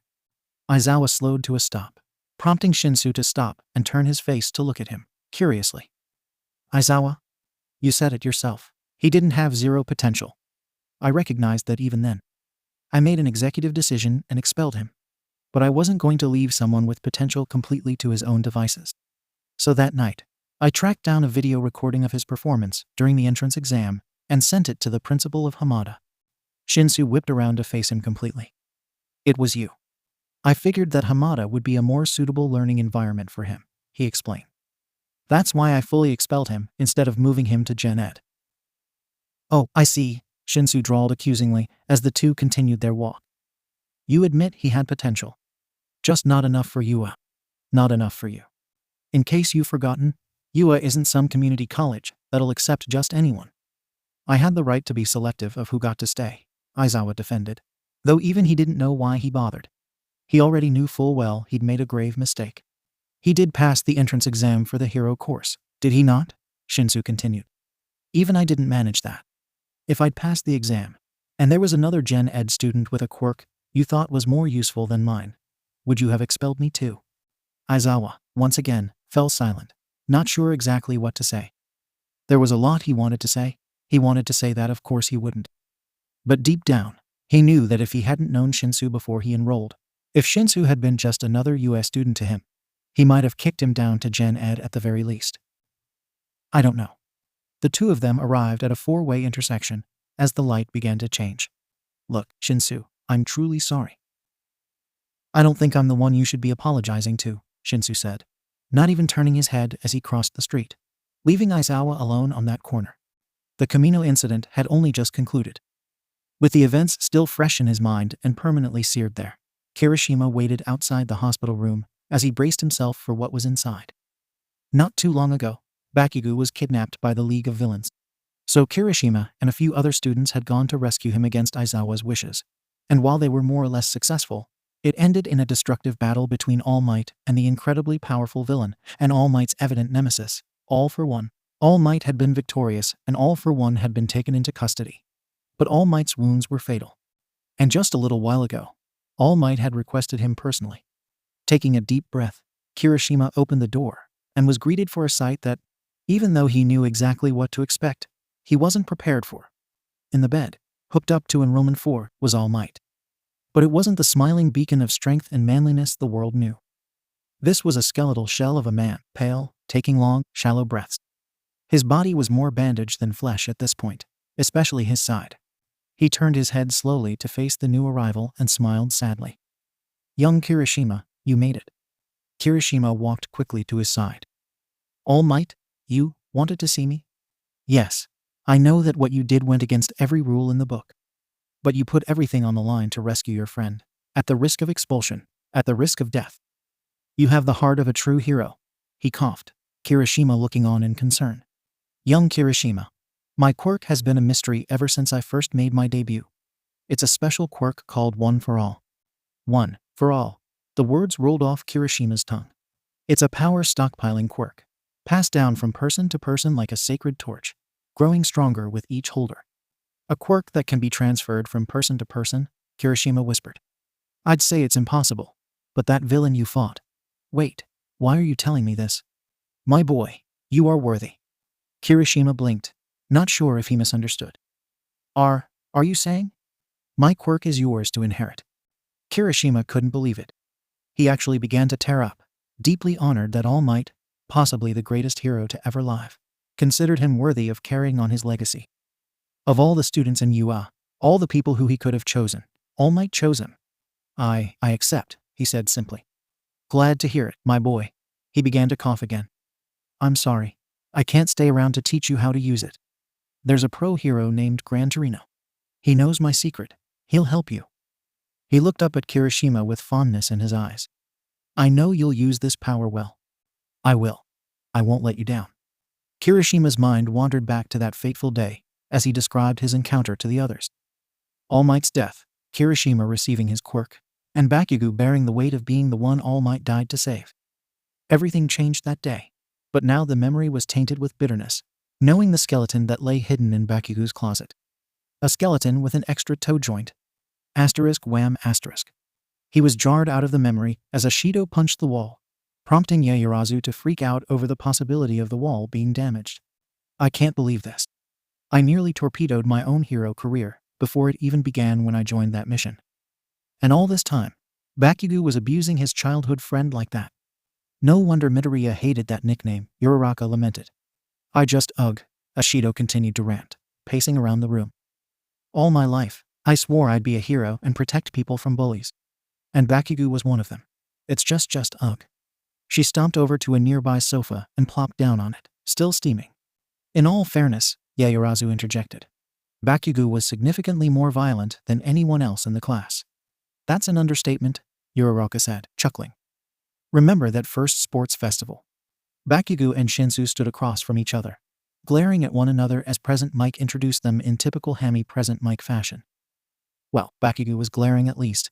Shinsu was lazily maintaining the look of someone who fell asleep while skydiving. Not that Bakugo really cared, of course. This Gen Ed student was little more than a pebble in his path. Once this creep was out of the way, Bakugo would be able to advance to the finals and put Isahot in his place. Maybe he'd even pound some sense into that entitled prick for not giving it his all. He had no idea how this weakling made it to the semifinals. During the previous round, he had been in Recovery Girl's office. And quite frankly, he didn't care. He'd give this insect a taste of what real power was. And to think, that monkey-tailed B**************** D tried to give him advice. As if he needed an extra to give him information that the fight would be too short for him to use. The match began, and immediately Bakugo created popping explosions in his hand to intimidate his opponent before he charged. So, you're the powerhouse of 1A, are you? That's a lousy title. Excuse me, you little... Bakugo couldn't finish his retort because out of nowhere he clenched up. His mouth refused to move. In fact, everything wouldn't move. He could barely make a single explosion. What's going on? What did he do? Powerhouse indeed, Shinsu sneered. Must be nice, being born with a perfect heroic quirk. Destructive, flashy, perfect for the entrance exam. All the good that does you now. Turn around and walk out of bounds. To Bakugo's horror, his body obeyed, robotically turning around and doing as Shinsu commanded, stepping out of bounds. The crowd went absolutely nuts as Bakugo lost before a single attack could be launched. He feels himself regain control just as Present Mike announces that Shinsu won the round. Snarling in primal rage, Bakugo immediately whirled around and, propelled by his explosions, propelled himself at the suddenly awake looking upstart at high speeds, intent on giving him a piece of his mind. Before he reached the smug Gen Ed student, he found himself colliding headfirst into a rock wall that wasn't there 2 seconds ago, courtesy of Cementos. The fight is over, Bakugo, Midnight chided. The hell it was, Bakugo growled as he turned to face her. That wasn't a fight. I don't know what kind of trick he pulled. You went out of bounds after the fight started. That's a completely fair victory for him. No, it ******ing wasn't. Let me back in there. I'm gonna... And that was as far as he got before a sudden wave of sleeping gas overcame him, sending him collapsing onto the hard floor. He was unceremoniously carried away while Shinsu advanced to the finals. Of course, Shinsu didn't get the chance to pull the same trick on Todoroki, as he was completely bowled over with a glacier 3 words into his taunt. Still, when the awards were handed out, Shinsu was more than satisfied with his second-place medal. The same could not be said for Bakugo and his third-place medal, who was so dead set on getting that rematch, he felt he deserved that in order to stop him from exploding Shinsu right there on the podium, he had to be physically restrained. Shinsu only side-eyed the explosive blonde with an insufferable look of smug satisfaction. Uraraka sighed again. I guess I was right, though. That even at Hamada, he wouldn't want to make friends. Well, he seems to be happy with Hatsune, Yayurazu pointed out. That's true, but that's about it, Kirishima replied. He didn't mention anyone else. And he still seemed a little standoffish. Like he figured he'd be treated just as badly even there. But, you managed to get through to him, didn't you? Uraraka asked. I guess so. Do you have an idea? Asked Ashido, still stewing in her anger and disappointment. Yeah, I've been doing some thinking. What's the reason he blew me and Ashido off when we fought together? He thought you two were just trying to befriend him, because he actually became a hero, Yayurazu answered. He didn't think your apology was sincere, that you were only trying for your own benefit. Then I had this thought. What if we tried to meet up with him out of costume? You know, not as heroes. Yayurazu put her hand to her chin as she considered this. Interesting. A show of humility. It's worth a shot. But we still don't know where to find him, Kirishima pointed out. Of course we do, Yayurazu said nonchalantly. He trained by cleaning Dagaba Beach, did he not? For him to choose that place to visit on such a regular basis, he'd have to live nearby. It's a safe bet that he lives in Musutafu. Hey, pretty smart, Yamomo, Ashido complimented, causing the rich girl to blush. Let's head over there right now. Now. We could always just wait for tomorrow. Why try it now? Well, why not? It's summer. We still got plenty of daylight. And another thing, Kirishima chimed in, the realization dawning on him. There's no guarantee that he even lives there anymore. But while I was at Hatsune Industries, Midoriya said he'd be visiting his mother for dinner tonight. I see, Yayurazu said.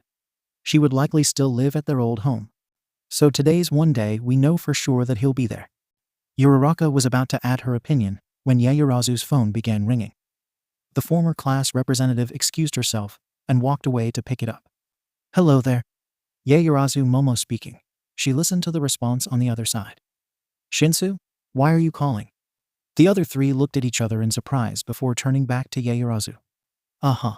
Oh, you too? Yeah, we were just about to try that ourselves. Yeah, of course.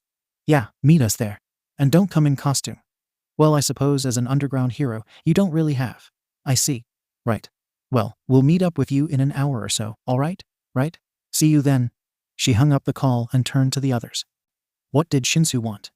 I think he wants to join the sleeper hit friendship squad. Still dressed incognito, Shinsu prepared to walk to their designated meeting place, Dagaba Beach. He was a good distance away, and it wouldn't be for an hour or so, so he had plenty of time to stew in his thoughts.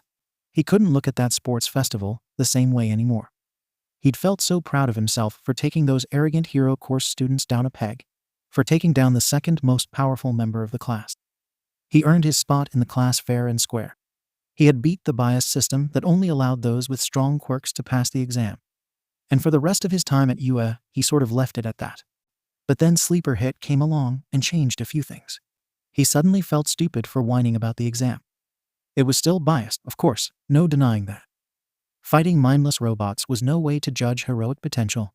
He only learned about rescue points after the fact. But to learn that not only had a quirkless boy passed the exam with flying colors, but done it by acting as a true hero should, it was awfully humbling, to say the least. Of course, with it came the 1-2 punch of learning that Aizawa had bent the rules to their breaking point to allow him a spot in the class. Normally, he'd feel honored his former mentor would go that far, but knowing that it had come at the expense of another student's future left a sour taste in his mouth. Any respect he had for Aizawa was shattered instantly. The man who saw him as more than just a creepy quirk had been unable to see past another boy's lack of one. He did take some satisfaction in learning that Aizawa would no longer be teaching at UA, and he was at least glad that Sleeper Hit made it as a pro hero regardless. But he still felt somewhat dirty being the benefactor of the sabotage of another student who, in all likelihood, had it even worse than him. In his youth, he always arrogantly thought that he'd rather be quirkless than have a villainous quirk, but now, he wasn't so sure. He honestly hoped to meet this guy for himself and compare notes. He knew it was pointless to dwell on what-ifs, but part of him couldn't help but wonder what it would have been like if they were classmates. Maybe he of all people might have seen me for who I was. Izuku prodded lethargically at his katsudon. It tasted as good as it always did, of course. It was his mother's cooking after all. But today was an emotional roller coaster for him, and even his favorite comfort food wasn't doing much. Inko took note of this immediately. At some point after the debacle that was his first and only day at UA, Izuku finally told her about the bullying he received at the hands of his so-called best friend. Inko berated herself for not seeing the signs sooner, and had taken extra special care to pay more attention to her son's behavior. What's wrong, sweetie? She asked, her motherly nature audible in her voice. You said that mission was a success. Shouldn't this be a victory meal? Well, it's something that happened afterwards, Izuku confided. During the fight, 2 other pro heroes, Uravity and Alien Queen, showed up to help. I didn't remember Alien Queen that well, but she and Uravity were both in that UA class. Really? Inko said, intrigued. Yeah, Izuku nodded. After the fight, Uravity had the nerve to apologize to me. She turned on me and called me by that stupid insult Bakugo called me. And of course, now that I'm a hero, she came crawling back to apologize and tried to sweep the whole thing under the rug. It's infuriating. He took a bite of hit katsudon as if to punctuate his point. Inko poked at her own food as she contemplated her response. Are you sure she wasn't really trying to make amends? That she really was being shallow and insincere? Are you kidding? She's in the same class as Bakugo. She didn't even bother to learn my name. Even as Izuku said this, Inko couldn't help but detect a subtle hint of doubt in her son's voice. Really? Inko pressed. Everyone in that class is just like him. Izuku opened his mouth to confirm that yes, they were. But he stopped, remembering Red Riot's visit to the workshop. Well, I did meet up with Red Riot, and he was, all right. Inko sighed, smiling sadly. Izuku, honey, remember how, when you first tried to sign up for the hero course, I wasn't exactly supportive. Izuku was surprised by this change of direction. Why, yeah. For the longest time, I still saw you as a fragile little boy due to your lack of a quirk. But I realized that I had a duty as a mother to support you. And when you went to Hamada, You excelled. Do you really think I only started supporting you because you proved me wrong? Of course not, Izuku stammered. I'd never. I mean, even after I met Mei, you were my biggest supporter through most of my time there. So why don't you give that girl the same chance? The seeds of doubt planted by Red Riot's visit were sprouting now as Izuku digested her words. He'd rebuffed all of Uraraka's excuses, but he didn't really bother hearing her out. I'll think about it, he said. Dinner went without much more conversation between the two, the taste of the katsudon growing more and more pronounced as the negativity in Izuku's thoughts turned into mere indecision and uncertainty. Finally, as dinner wrapped up and the sun was setting over the horizon, Izuku spoke up. Mom, I think I'm gonna head down to Dagaba Beach and clear my head. Of course, sweetie. I'd tell you to stay safe. But you are a pro hero, so I don't think I need to worry. Oh, what the heck. Stay safe, Izuku. Izuku smiled as he hugged his mother. Love you, Mom. Love you too, sweetie. Kirishima was the first to arrive at Dagaba Beach. He heard stories about how it had once been a literal dump, but one year the garbage had magically disappeared. Of course, it was still not very crowded compared to other beaches, but he still saw the odd beachgoer strolling on the now picturesque sands. There was even one in the distance, pushing a washing machine up the sands with very little difficulty. Wait. Is that? He strolled up to get a closer look, and sure enough, wearing nothing more than a shirt with the word pants written on it and pants, which sadly did not have t-shirt written on them, was Sleeper Hit, his green hair contrasting against the red hue of the sunset. Midoriya, he called. Midoriya turned his head at the greeting. Oh, Red Riot. You can call me Kirishima, the red-headed hero said. Kirishima. Got it. He turned back toward the washing machine. You know, I cleaned this whole beach a few years ago, while I was still training for UA. But it turns out that junk like this still washes up here on occasion. I find myself coming back here once a month or so. Community service, you know. He chuckled. Was it Kirishima's imagination? Or was he looking around to make sure no one was around? Of course, it would be a lot easier if I had a quirk like yours. Or rather, a quirk like All Might's. It took some remarkable self-control for Kirishima to not freeze up. He prayed he didn't mean what he thought he meant. What do you mean by that? Don't play dumb, Kirishima, Izuku said, though not with any rudeness or hostility. I study quirks as a hobby, so I went all in on figuring out your quirk after it suddenly mutated like it did. So imagine my surprise when I dug around the deep web for a bit and found out that a relatively unknown hero named Shimura Nana, whose quirk involved floating, underwent an almost identical mutation as you did and gained a completely unrelated strength-enhancing ability, and that she just so happened to appear in old photos alongside a certain skeleton you probably know. And then I found her alongside another obscure hero who went through a very similar mutation. And considering All Might's history with a certain villain who proved that quirks could, in fact, be transferred from person to person, well, it wasn't hard to figure it out from there. Kirishima was stunned, and frankly a bit worried that someone had deciphered the secret of One for All. Izuku picked up on this immediately. Don't worry, he said. No one in the comments picked up on it. Hardly anyone knows about Shimura Nana, let alone has the time or patience to cross-reference her with 100-year-old dead heroes. Kirishima was a little relieved, but not entirely. You aren't jealous of me, are you? Jealous? What do you mean? That you were born without a quirk, while I got 2 of them, one of which belonged to the number 1 hero. Izuku's eyes widened. And no, of course not, he said. Well, I mean, I was, at first. I was kinda livid, actually. But I did some thinking. The entire reason I was so dead set on becoming a hero was to give those like me, those society has deemed dead weight, the reassurance that they're not useless. And besides, I had Mei to help me get to that point just fine without one. He smiled fondly as he spoke his girlfriend's name. And besides, your quirk is the perfect complement to his. What do you mean by that? Think about it. If you received a strength enhancement that wasn't originally yours, there'd be a severe backlash as your body wouldn't have years and years to adapt to the sudden increase of force, and you'd run the risk of blowing yourself up with all that power, or at the very least breaking every bone in your body. But combined with a quirk that lets you reinforce your body to the point of near indestructibility, it effectively negates the drawbacks of such a power, or at the very least makes it manageable. Kirishima looked a little surprised. He'd never really thought of that, but it made sense. Indeed, he felt a lot of pain when he first tried using One for All and instinctively activated his original quirk as a reflex, which didn't negate a lot of the pain, but it did prevent significant bodily harm. So no, I'm not jealous, Izuku reiterated. You have your niche in the hero community, and I've got mine. Kirishima grinned. You know, we ought to work together sometime. With your brain power and my regular power, we'd be the manliest men to ever be called men. Izuku actually laughed a bit. You know what? I'll keep that in mind. Hey, Kirishima, there you are. A high-pitched voice called as 3 female figures ran down to meet them. Shinsu isn't here yet, but oh. Midoriya was surprised to see that the voice belonged to Uraraka.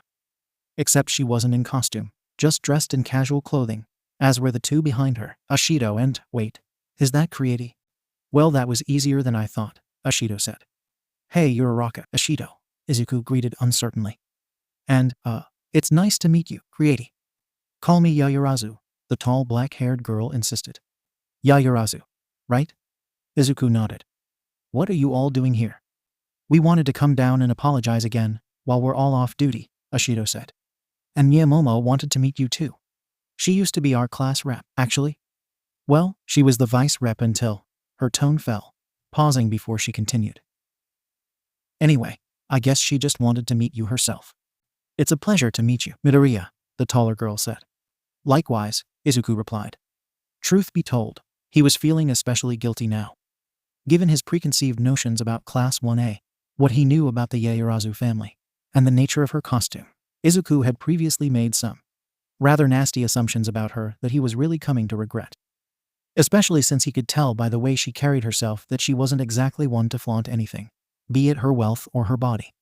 Geez, I really misjudged them, didn't I? He was about to bring this up and apologize to her, when Uraraka stepped forward. Midoriya, I really just wanted to. The greenette held up his hand to interrupt her, taking a deep breath as he made his decision. You don't have to say anything.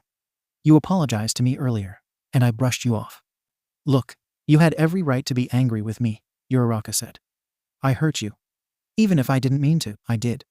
And I understand now how much it must have affected you. I'm not gonna lie, it did hurt, Izuku said. But I shouldn't have been so quick to assume the worst of you.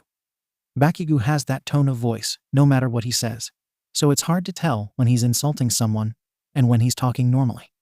So I guess I can't blame you for not realizing it was an insult. Honestly, Uraraka said, I thought it was a shorter form of Deku. It sounded kinda cute, actually. Izuku thought about that response. I guess I can see that. So, Uraraka brightened up a bit, her voice hopeful. Am I forgiven? No. Uraraka gasped softly. Oh. Because there's nothing to forgive, Izuku finished. It took Uraraka a moment to process this. But once she got over the mental and emotional whiplash. Hey, that was mean. Yeah, Izuku said, chuckling. I guess it was. The 5 of them had a pretty good laugh over that. Izuku was surprised at how much weight seemed to be lifted off his shoulders simply by forgiving Uraraka. And he honestly felt guilty for bearing so much of a grudge against her for so long. He still had some baggage, obviously. But for the time being, it didn't really matter. Now, all Izuku wanted to do was make up for lost time. Maybe get to know these guys a bit better. Maybe at some point he might even be able to call them friends. Today had been an emotional roller coaster for him.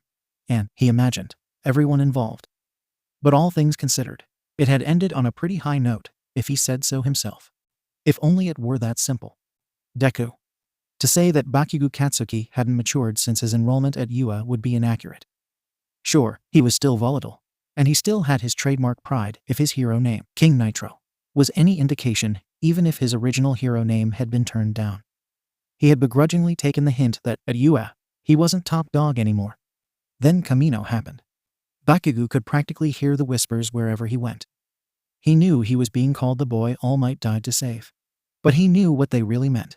He was the boy who killed All Might. He had become obsessed with regaining his position at the top despite those extras holding him back. In fact, *****Y hair had somehow gotten crazy powerful after the fact. He wouldn't have it. He had to be the strongest. When the provisional license exam started, Bakugo thought he was a shoo-in. He had pushed himself to the very limit, and he was going to come out on top. He had to. He needed to convince himself that All Might didn't die in vain.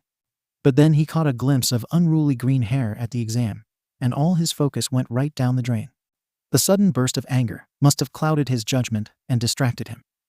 How else could he have failed the test? He kicked himself for it later. How could that quirkless Deku have made it into a hero school, let alone into the provisional license exam on the first year? It was memory playing tricks on him, his subconscious reminding him that he was being looked down on. It couldn't be anything else. And for some reason he couldn't fathom, those extras in his class, Y hair in particular, just wouldn't leave him be. Thankfully they didn't drag him down either, so he humored them. They were less obnoxious than those hangers-on from junior high. Still obnoxious, but not useless.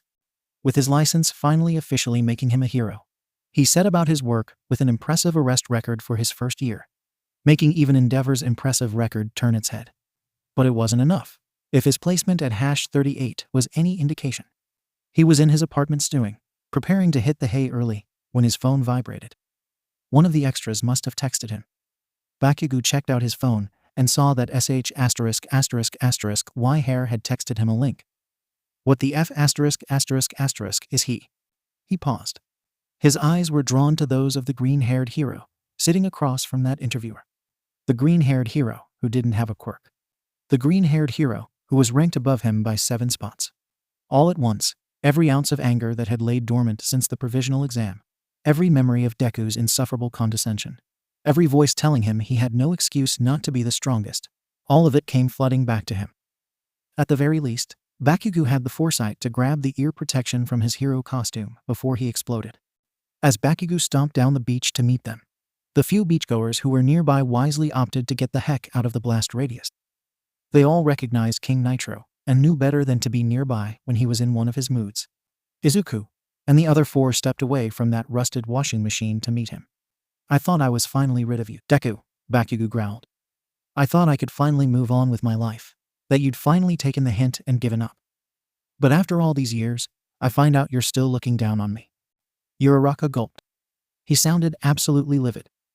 After what she had learned about their history, she cringed on Izuku's behalf. That was when Yaoyorozu noticed something. Uraraka, why is he in his hero costume? The brunette blinked. Yaoyorozu was right. Bakugo was completely decked out in his intimidating hero costume, complete with those distinctive grenade-shaped gauntlets. But why would he? Oh no. Izuku looked like he was going to open his mouth to reply, but Bakugo pointed at him, silencing him. How long have you been looking down on me? How many strings did you pull to place above me? Bakugo. And how the hell did you even get a hero license? You were expelled. In case you haven't realized, Izuku shouted, cutting off Bakugo's rant. UA isn't the only hero school out there. The blonde growled. So, that was you at the provisional license exam. You made me fail. You mother ********. Made you F. I went out of my way to avoid you. Don't pin this on me, Bakugo continued.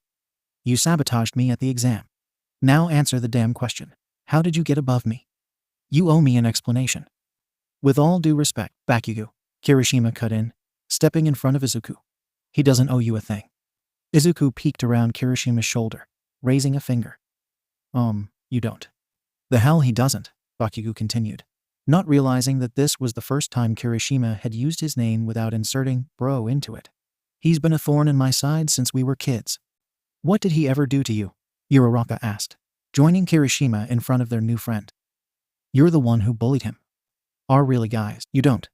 That F*** thought he was better than me. He was always looking down on me, even though he didn't have a quirk. He needed to be put back in his place. So you admit it, Ashido added, joining into the human wall that was beginning to form in front of Midoriya.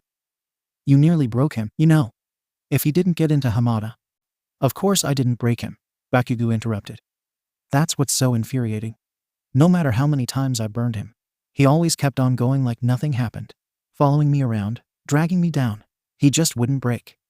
Yaoyorozu stepped into the line with those 4. And you wanted to see him break. Of F*******, in course I did, Bakugo shouted. Because if he didn't break, if I'm weaker than Deku, then what does that make me? Ever since Kamino, people have been looking down on me, pitying me, blaming me. I have to be the strongest. And after all I've been through, Deku still came out on top. Izuku is 10 times the hero you'll ever be, Uraraka glared. Enough. All 4 of the classmates, standing side by side, jumped as Izuku parted through them. Look, I appreciate you standing up for me. It feels nice, having so many people in my corner. He looked each of them dead in the eye. But this is my battle to fight. Hesitantly, the other four nodded, backing off. Izuku turned back to Bakugo. You still became a hero, didn't you? He asked.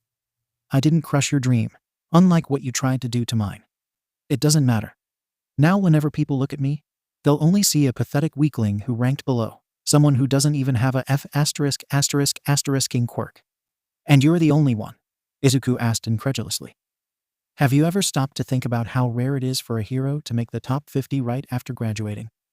Your entire class had a head start due to all the villains, admittedly. But it's still something very few heroes can say. So you're saying you're better than us? That you managed your spot without being attacked in school? No, You're nothing but a weakling who got lucky and cheated his way to the top, Bakugo continued, pointing at Izuku. And we'd all be better off if you'd just taken my advice and thrown yourself off the roof. There was a pause. A horrible, deafening moment of silence where time seemed to grind to a screeching halt. Yayurazu gasped. Uraraka glared daggers. Kirishima's jaw dropped. Ashido looked like she was about to throw up. You don't mean to tell me you actually meant it? Izuku asked, shocked, his face going pale. Maybe not when I said it, Bakugo growled. But now. Even if you didn't get a quirk in your next life, at least then you'd have left that spot on the rankings to someone who actually deserved it. Like you? Ashido questioned. The only thing you deserve is for your license to get set on fire, and then for the ashes to get set on fire. Bakugo looked like he was about to fire back when Kirishima threw in his own 2 cents. Bakugo, when Shigaraki said you were more like a villain than a hero, he was right all along. Now it was Bakugo's turn to go pale. He turned to look at the redhead, who wouldn't meet his eyes. That Y-haired extra, who had always hung unto him despite Bakugo's many protests, who still saw Bakugo as above him despite his own strength. Bakugo didn't know why it stung, to have him finally turn his back on him. It wasn't long before Bakugo turned his ire back to the one whose fault this was. Whose fault everything was. You. This is nobody's fault but your own, Bakugo, Izuku said simply, his voice low. I know you came here looking for a fight. And if you want one so bad, I'm going to give you one. Right here, right now. Bakugo didn't need to be told twice. His hands held out, he began to heat up, small explosions dancing on his palms with that horrible popping sound. I'm gonna and kill you. Midoriya, let us help you, Kirishima said, red lightning beginning to crackle around his arms. You're a great fighter, but without your gear, Uraraka added, you'll get seriously hurt. I appreciate your willingness to help, Izuku shouted, raising his voice to be heard over the explosions. But this is between us two. This fight has been a long time coming, and I have to do this alone. He turned back to the other four, his hands in his pockets. Also, bold of you to assume I don't have my gear. Bakugo screamed, launching himself towards Izuku, propelled through the air by his explosions, raising his fist to deliver a powerful hook once his momentum had built up sufficiently. Izuku whirled back around to face Bakugo, pulling his hands out of his pockets to reveal they were now wearing gloves with some metallic paneling. Said paneling immediately began to unfold outward, and almost instantly, Uraraka recognized the same gauntlets that had served Izuku so well when they fought the Lizard Gang. Courtesy of Hatsum Industries, Izuku quipped before bringing his armored hand up to catch Bakugo's punch, which delivered an electric shock in the process. Bakugo screamed as jolts of electricity pulsed from the gloves before he overpowered the current, bringing his other arm up and igniting an explosion in Izuku's face. Fortunately, his movements were slowed by the electricity, meaning Izuku had ample time to bring his other arm to block the explosion. This protected him from serious harm, but the force knocked Izuku back a few meters. The green-haired hero quickly did a backflip and regained his footing, stabilizing his landing with one hand, while his other reached into his pocket to pull out a remarkably pocket-sized grappling gun. Bakugo launched forward once again, explosions crackling in his hands. But before he could strike, Izuku fired the grappling gun directly at Bakugo's gauntlet mid-flight. The cable wrapped around it as Izuku dodged out of the way, holding on tight as Bakugo's momentum caused him to blow right past him. Izuku pressed a button on the grappling gun, and the cable went taut. He planted his feet firmly and yanked on the cable, causing Bakugo to spin around him before the greenette let the cable relax, uncoiling from the grenade gauntlet, and letting Bakugo fly directly into the rusted washing machine, crashing into it with a solid crack as the old, broken appliance broke into pieces. Bakugo got back up to his feet, wiping his mouth with his left arm. Fighting defensively and keeping your distance, eh? He taunted. Of course you'd rely on those cowardly tactics. It's called fighting intelligently. Of course, you wouldn't know about that now, would you? Izuku shot back. Oh ho, Bakugo grinned before bringing up his other arm, aiming the cannon on his gauntlet towards Izuku. Then by all means, get as far as you can, 'cause there's no way you can dodge this. He pulled the pin from his right gauntlet and aimed it squarely at Izuku, who was out of melee range, but not nearly far enough to dodge the blast in time. As the nitroglycerin in the gauntlet began to ignite, Kirishima began to fire up the red lightning once again. Their fight or not, I'm not letting him do this alone. Hardening himself to the point of indestructibility, the defensive power of his natural quirk enhanced by the power of One for All, he flung himself in between the two, ignoring Yaoyorozu's protests. Get close to me, Yaoyorozu shouted to Uraraka and Ishido, pulling her shirt up a bit so as to create a blast shield for the three. Kaboom! The shield was created just in time as the deafening explosion caused a massive flash of light that was blinding to anyone who saw it. Bakugo chuckled triumphantly, but frowned when the dust cleared and there stood a somewhat singed Kirishima, the red lightning still crackling around his rigid, stone-like body as he glared daggers at his former best friend as he stood in the center of what looked like a crater of broken glass. That was so unmanly. I have to concur, Yaoyorozu said, stepping out from behind the blast shield she created along with Ishido. Those are meant to be used against the strongest villains. You should be ashamed of using them against another hero. He's no hero, Bakugo sneered. And if he's such a great hero, then where is that coward? Wheel, Ishido said, smirking. He's above you. Literally this time. Wah? Suddenly, the grappling cable reappeared out of nowhere, coming from above and clinging to his gauntlet again. Release. It was then that Bakugo realized Uraraka didn't step out from behind the blast shield. He looked up at the source of the voice and sure enough, Uraraka was floating above them, her hands pressed together as she usually did as she released her quirk's effect on something. His eyes widened as he realized that Izuku was also in the air, holding the grappling gun, and as Uraraka released him, Izuku let the cable pull him towards Bakugo at tremendous speed. The blonde had no time to react before a metal gauntlet, pulled along by the withdrawing cable and going faster than terminal velocity, collided directly with his face with a satisfying thwack. Now, Bakugo was no stranger to taking hits, but his nose was bleeding from the impact. As he wiped away the blood, he pointed at Izuku again. So you think you're so tough when you've got all those weapons on you, and all those extras to cover for you, 'cause you know you can't beat me in a fair fight. Why don't you drop all the gear and prove me wrong, huh? Maybe if you ditch the gauntlets, Izuku retorted. Then we'll talk. Bakugo's glare deepened as he grumbled to himself. Then, to the shock of everyone present, he actually removed his gauntlets, laying them down on the sand. Izuku sighed. Well, let it not be said that I'm not a man of my word. Izuku pressed a button on the side of his left gauntlet, collapsing the metal plating down and leaving him with the black glove. Then he did the same to his other glove. He took those, along with his grappling gun and a couple other tools, and handed them to Yaoyorozu, who used her quirk to synthesize a burlap sack to hold them. That done, Izuku cracked his knuckles and assumed a stance similar to that of a kickboxer. Your move, Bakugo. Bakugo once again rocketed towards Izuku, once again raising his arm for the same predictable hook. Either he's never figured out how to be unpredictable, Izuku thought as he caught Bakugo's arm and flipped him over, throwing him down onto the sand, or he still isn't taking me seriously. Bakugo got to his feet quickly and began to strike Izuku with rapid quirk-enhanced palm strikes. There was no way Izuku could block him, so he had to settle for sweeping Bakugo's arms aside instead, backing away as the explosive blonde gained ground. The blonde's strikes were fast, making Izuku realize Bakugo was actually quite adept at hand-to-hand combat. Up until now he had been relying on single, powerful attacks, but now that he was in close quarters and using actual fighting moves, it was all Izuku could do to keep himself from getting burned.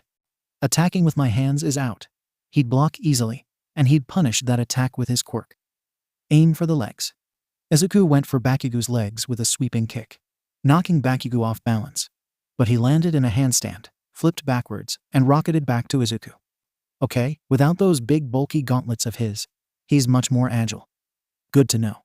Izuku knew Bakugo wouldn't attempt that hook a third time, so instead of trying to predict what attack to block, Izuku opted to dodge instead, rolling to the side towards the ocean, getting sand in his hair in the process. Bakugo made more rapid palm strikes, and once again, Izuku brushed them aside, rather than try to block them, again losing ground and finding himself backed against the ocean. Suddenly, Bakugo brought his knee up and struck Izuku in the stomach, knocking the wind out of him, and leaving himself open for Bakugo to hit him with an explosion. "Erg!" Izuku cried as he fell back from the force of the explosion, hitting the shallow water. Bakugo smirked now that he'd landed a solid hit. Izuku knew Bakugo wouldn't let up, so he rolled out of the way, ignoring the searing pain on his stomach and the sting of salt water in his eyes. As he began to get back to his feet, he looked up just in time to see Bakugo starting to build up some bigger explosions in his hand. "So he got a knockdown on me, and now he's getting greedy. This is my chance." He sprung to his feet and just barely managed to avoid an explosive palm strike, feeling the heat graze his cheek as he spun around. With Bakugo reeling from the mess, in one fluid motion Izuku roundhouse kicked Bakugo square in the jaw, launching him out of the shallows into the deeper water. Bakugo splashed down, Izuku catching his breath as he waited for Bakugo to surface. Kaboom! A giant pillar of water erupted as Bakugo once again exploded, spraying salt water everywhere. Like a monster from one of those kaiju movies, Bakugo stormed back onto the beach, murder in his eyes. Izuku frowned. "I thought submerging him might disable his quirk. I guess I was wrong." Once again, Bakugo held out both of his arms, creating sparks in both of them as Izuku once again assumed a defensive stance. On the bright side, Bakugo's not thinking clearly. He's beyond angry, and while it's making him stronger, it's hampering his fighting abilities. "I might be able to. Fizzle asterisk." Bakugo blinked as the explosions in his hands suddenly died down. He looked down at them in confusion, as did Izuku. "Wait, what?" Bakugo's quirk was working fine before. "How did—" "Honestly," a gruff, tired-sounding voice drawled from nearby. "I've been standing here for a good long while, and only now you're noticing me. I thought I taught you better than this." Every head in the area turned to see none other than Aizawa, his eyes glowing red, his hair floating around him as he stared down Bakugo, disabling his quirk. "Aizawa?" Yayurazu asked, legitimately surprised. "What are you?" "A little birdie told me there was an impromptu class reunion going on here, and that same little birdie saw King Nitro stomping down there uninvited." "And," Izuku began. "That little birdie was—" Out from behind Aizawa stepped Shinsu, who looked like he desperately needed either a drink or a nap. Maybe both. "Sorry I'm late," he said. "But I saw Blasteam explode heading your direction, and in spite of recent events, I figured I should let Aizawa know." Izuku turned to face his teacher of one day. "So you were watching that whole fight, and you didn't think to step in when he used his gauntlets on me?" I needed to make an informed decision, and Bakugo's willingness to use maximum force against a fellow hero was the nail in the coffin. "Nail in the coffin," Izuku muttered. "Informed decision. What?" It was then that he saw what Aizawa was holding. It was a cell phone, with a red light blinking, indicating it was recording. Izuku had to admit, all the abuse he'd endured at Bakugo's hands might have been worth it just to see the blood completely drain from Bakugo's face. "You," the blonde stammered. "You were recording that?" "Indeed. The entire fight, along with your little conversation beforehand. I have to say, the Hero Public Safety Commission will be really interested in hearing some of the things you said." "Throw himself off the roof, you say?" Izuku couldn't believe what was happening. Was Aizawa really going to? Even as Aizawa hit the send button, Izuku still wasn't convinced this wasn't an elaborate hallucination brought upon by Bakugo exploding him in the face. "Bakugo," Aizawa said as he pocketed his phone, "don't be surprised if someone from the commission shows up and asks for you to hand over your license." Shinsu stepped towards an increasingly flabbergasted Bakugo, with an impassive expression. "I guess at least one of my first impressions was right on the money." Bakugo glared at him. "And what's that supposed to?" He didn't get further than that as he froze in place. Shinsu shook his head. "Are you ever not going to fall for that? Oh well. Go home and rethink your life." Bakugo mindlessly walked back off the beach, not even bothering to recover his gauntlets, while under Shinsu's control. Aizawa looked back at Bakugo and sighed. "I honestly thought maybe I'd gotten through to him. I guess I hadn't dissected his issues as well as I thought." He turned back to Izuku, who was looking at him with uncertainty. The Erasure hero sighed heavily. "Midoriya, I've done a massive disservice to you. I pride myself on being a rational person. But when I expelled you, I was massively hypocritical and blinded by my own bias. The quirkless hero shrugged. Honestly, I'm over it by now. I became a hero without Yua. I'm not really. Midoriya, there's something I need to confess to you. When you took the quirk apprehension test, you actually came 19th. But I was looking for someone to remove from the class, so there'd be a position for Shinsu to fill. But as an underground hero, I placed more value on Hagakure's stealth capabilities than your raw skill. So you rigged the scores, Midoriya finished. Yaoyorozu and Kirishima looked up at Aizawa with looks of sheer betrayal, Ashido and Uraraka looking back and forth between their former teacher in disbelief. You, despite what you said, you knew I didn't lack potential. But you expelled me anyway? Izuku pressed. His voice carried the tone of sheer disappointment, rather than outrage. I've tried to rationalize it, but believe you me, nothing I can say can possibly excuse what I did to you. Had it not been for Hamada, I may very well have ruined your life. And I sincerely apologize. There was a tense, uncomfortable silence between everyone still standing on the beach. I don't think I can forgive you, Midoriya admitted. At least right now. I don't expect you to. You should know I am no longer teaching at UA. And in fact, I suspect my teaching license will be revoked soon, along with my pro hero license. A few of my colleagues caught wind of what I did, and they weren't pleased about my actions. You ever been on the receiving end of Midnight's whip when she's not playing around? Can't say I have, Izuku said. You don't want to. Aizawa looked Izuku in the eyes. I'm meeting with the Hero Commission tomorrow to discuss both my missteps as well as Bakugo's. Hopefully, bringing him to justice for what he did to you will help repair some of the damage I've done to you. Maybe, it's just, the last thing All Might ever did was save him. And if that last act of heroism was ruined, don't worry about the grisly details going public, Aizawa reassured. When Bakugo is punished, the Hero Commission will likely just say it was due to unheroic actions and not go into further depth. Now if you'll excuse me, I must get back to my patrol. He turned to leave, before looking back to the boy he once dismissed. You know, you really impressed me with that fight. If I manage to keep my license through all of this, I hope to work alongside you one day. And just as suddenly as he arrived, Aizawa strode away, disappearing down the street past the beach. Uraraka turned to look at Izuku, who looked as though he'd had the rug pulled out from under him and hadn't realized gravity had taken hold of him yet. Izuku, are you okay? HM. Oh, yeah, I guess. I'll get over it. Eventually. He turned to Shinsu, wanting to change the subject. So, Shinsu, huh? You're the persuasive hero, Blackout. Yeah, that's me. I've actually done some research on you, and I have so many questions about your quirk. Shinsu raised his eyebrow. Like, I know you need the other person to respond for it to work, but can you respond to nonverbal responses, like a nod? Shinsu hadn't considered that, but before he could answer, Izuku shot more of them out. Does the strength of your control depend on the kind of response? If you got multiple people to talk to you at once, could you control them all at once? As Izuku shot question after question at Shinsu, who was struggling to keep up with all the inquiries, Uraraka couldn't help but let out a laugh. He's strong. He'll be even stronger for this experience, and he'll have us to back him up. Seeing Izuku once again in his natural environment of analyzing quirks, the tension dissolved almost entirely. The members of the Hell class knew that they had found a new friend and ally, and in spite of all that had happened, he was going to be all right. A month later. Probation, huh? Midoriya asked as he calmly stroked a black and white cat. Yeah. The commission decided that though my actions towards you were reprehensible, they were actions taken as a teacher and not a pro-hero, so I was given a warning. That said, I lost my teaching license. Though I never intended on going back to teaching after I resigned, Aizawa replied, petting an orange cat. Midoriya and Aizawa had met up at a cat cafe near Yua and were catching up, much more cordially than at the beach. It had been Midoriya's idea to meet here, actually, though he had a specific reason for asking to meet him now. You resigned as a teacher? I thought you were fired.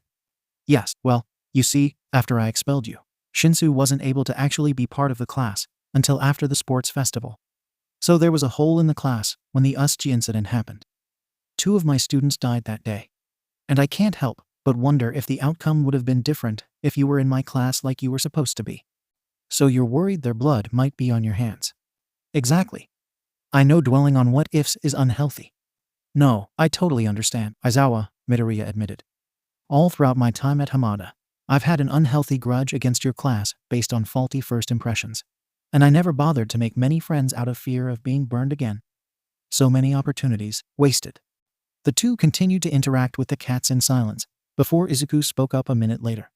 I haven't heard anything about Bakugo though. What happened to him? His license was revoked, Aizawa said bluntly, not holding back. Simple as that. Really? Izuku gasped, a little shocked.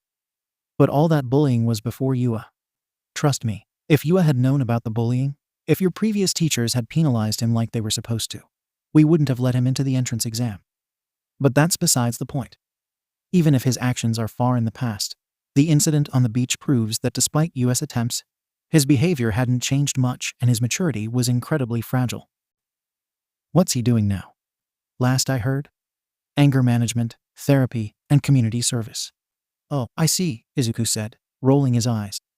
The commission probably required those for him to get his license back. Actually, no, Aizawa corrected. The commission has no intention of restoring his license, and they've made that perfectly clear. Bakugo's doing those things of his own free will. Izuku looked at him in skepticism. Really? That's sudden of him. If I had to guess, it was Kirishima cutting him out of his life that did it. Guess it's a case of him not knowing what he had until it was gone. Wow. The commission has no intention of restoring his pro-hero status. But since he's been on good behavior, there's talk of letting him act provisionally. You know, in all hands-on-deck situations, like those Namu attacks a while back. The greenette continued stroking the cat as he remained deep in thought. I didn't think Bakugo had it in him. So Midoriya, I know you didn't call me here just to catch up. What do you want?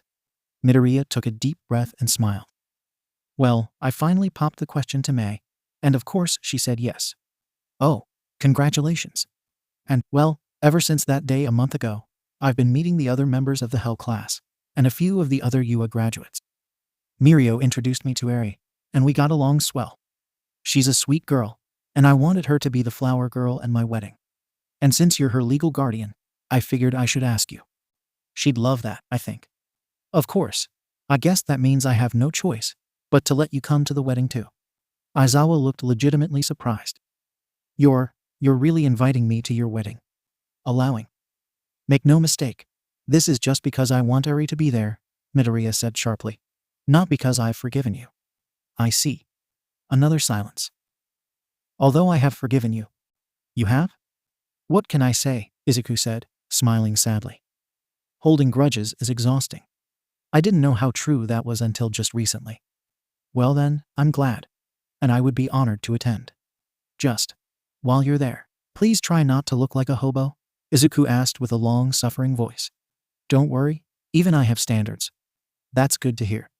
Of course, what Izuku didn't tell Aizawa was that he'd also invited Miss Joke, and personally ensured that she and Aizawa would be seated next to each other. Even though he had indeed forgiven Aizawa, Izuku felt he was still allowed to be just a little petty. You can hardly blame him for that, right? Of the underground heroes of the Hell class, only one of them bothered to hang out with the daylight heroes, and that was Hagakure. Not only was she more social by nature than Shinsu or Tokoyami, but her quirk meant that she was one of the few underground heroes who actually could operate by daylight. She was talkative and outgoing, which most suspected was her way of being visible. That made sense to most people. After all, even though invisibility was far from being the worst quirk out there, it must have been pretty hard for her to grow up with no one able to see her. So she developed her bright, cheery, impossible-to-miss personality to compensate. Which is why Ojiro was so disturbed that Hagakure hadn't said a single word beyond a somewhat distracted, hey, this entire reunion. The graduates of the Hell class often did meet up from time to time, though usually not all at once like that fateful hero ranking. This particular gathering, taking place at the Creative Hero office, only had a few members present. It was more of a small lunch party than anything else. There were Ojiro and Hagakure, of course. Yaoyorozu was there since it was her agency after all. Shiro, Kaminari, Shoji, and Jiru were also there. Kaminari and Jiru were chatting it up, as were Shiro and Shoji. But Hagakure was eerily silent, standing aloof from the others, a glass in hand. Ojiro sighed and walked up to her, concerned for his friend, and hoping it was nothing. Toru, is everything okay? He couldn't really tell, but it looked and sounded like the invisible heroine was startled out of her thoughts. Oh, hey Mashiro. Her voice lacked a lot of the pep it usually had. Is something wrong? The tailed martial artist asked, a little out of his depth. Even if he found out what was eating her, comforting people wasn't something he considered himself great at. I don't know, Hagakure sighed, sitting down on a nearby chair, Ojiro following suit. You don't mind listening? Sure, I don't mind. All right. Hagakure took a deep breath and downed a bit of her drink. It's about what happened with Aizawa and Midoriya. Ojiro raised an eyebrow. Didn't we find out about all that a month ago? We kinda did, but I learned something yesterday. It all started when me and a few other underground heroes were getting ready to sneak into a warehouse full of trigger. All right, Braves getting into position. Remember the plan, transparency? Miss Joke asked through Hagakure's equally invisible earpiece. Even though she was invisible, she instinctively hid behind a large bush near the back entrance of the large warehouse, hidden by the trees of the forest around it. Sneak up to the door, wait for you and Mr. Brave to cause a distraction. Slip in while the guards are occupied. Infiltrate the security room. Got it, she responded. Again, I'm really glad to help. I've never worked on a job this big before.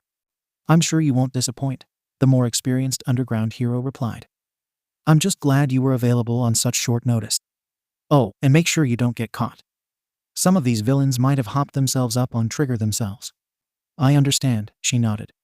She was already aware of the possibility of these guys having their quirks enhanced with the drug they were shipping. But something didn't add up. Actually, I know I wasn't here for the planning, but I have a question. Yeah? If we might be dealing with super strong quirks, why isn't Eraserhead here? There was a brief pause. You didn't know? Joke answered, her voice sounding uncharacteristically annoyed. He's on probation. WH what? Hagakure replied, shocked. This is Brave, the voice of the other hero cut in. You all ready? We're ready. Transparency, we can talk about this later. You know what to do. Right.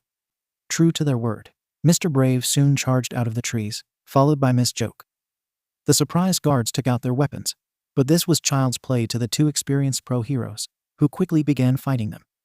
Behind the scuffle, Hagakure quietly slipped into the back entrance and began softly walking through the dimly lit hallways.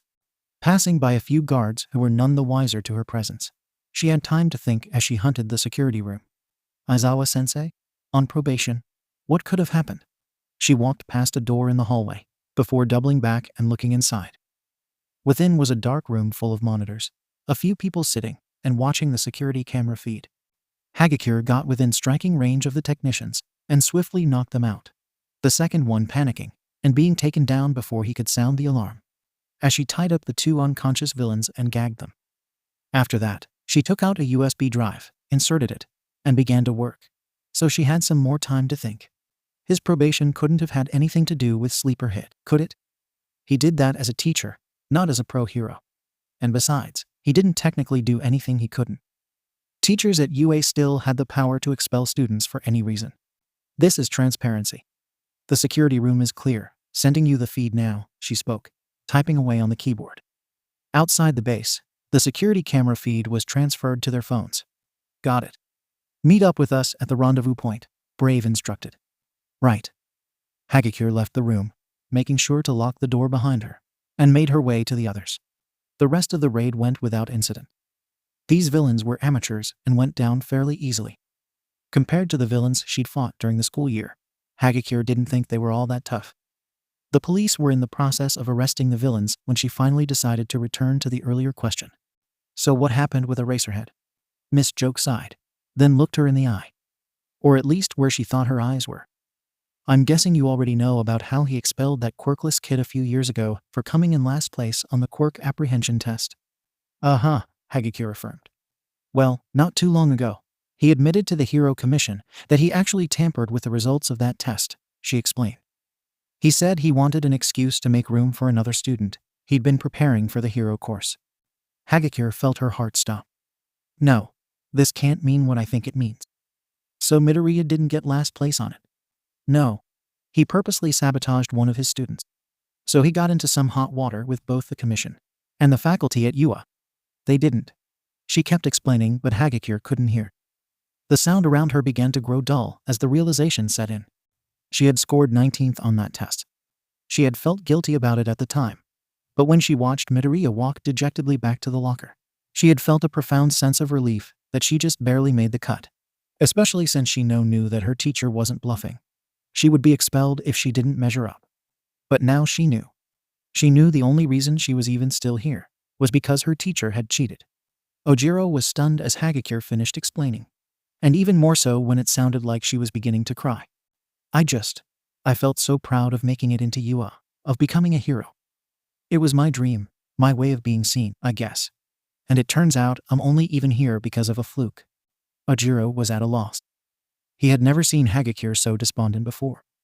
The two had usually stuck together throughout their time at UA, and she had always been the more extroverted of the two. But now, it was honestly kind of scary. It feels wrong, you know? Like I stole the opportunity from someone else. Like I don't really deserve it. She sighed heavily, taking another drink. I don't feel like a hero. I feel like an imposter. Someone who shouldn't even be here. The tailed martial artist took a deep breath, not really knowing what to say. Of course, he couldn't just say nothing. I know a little what you're feeling, he confessed.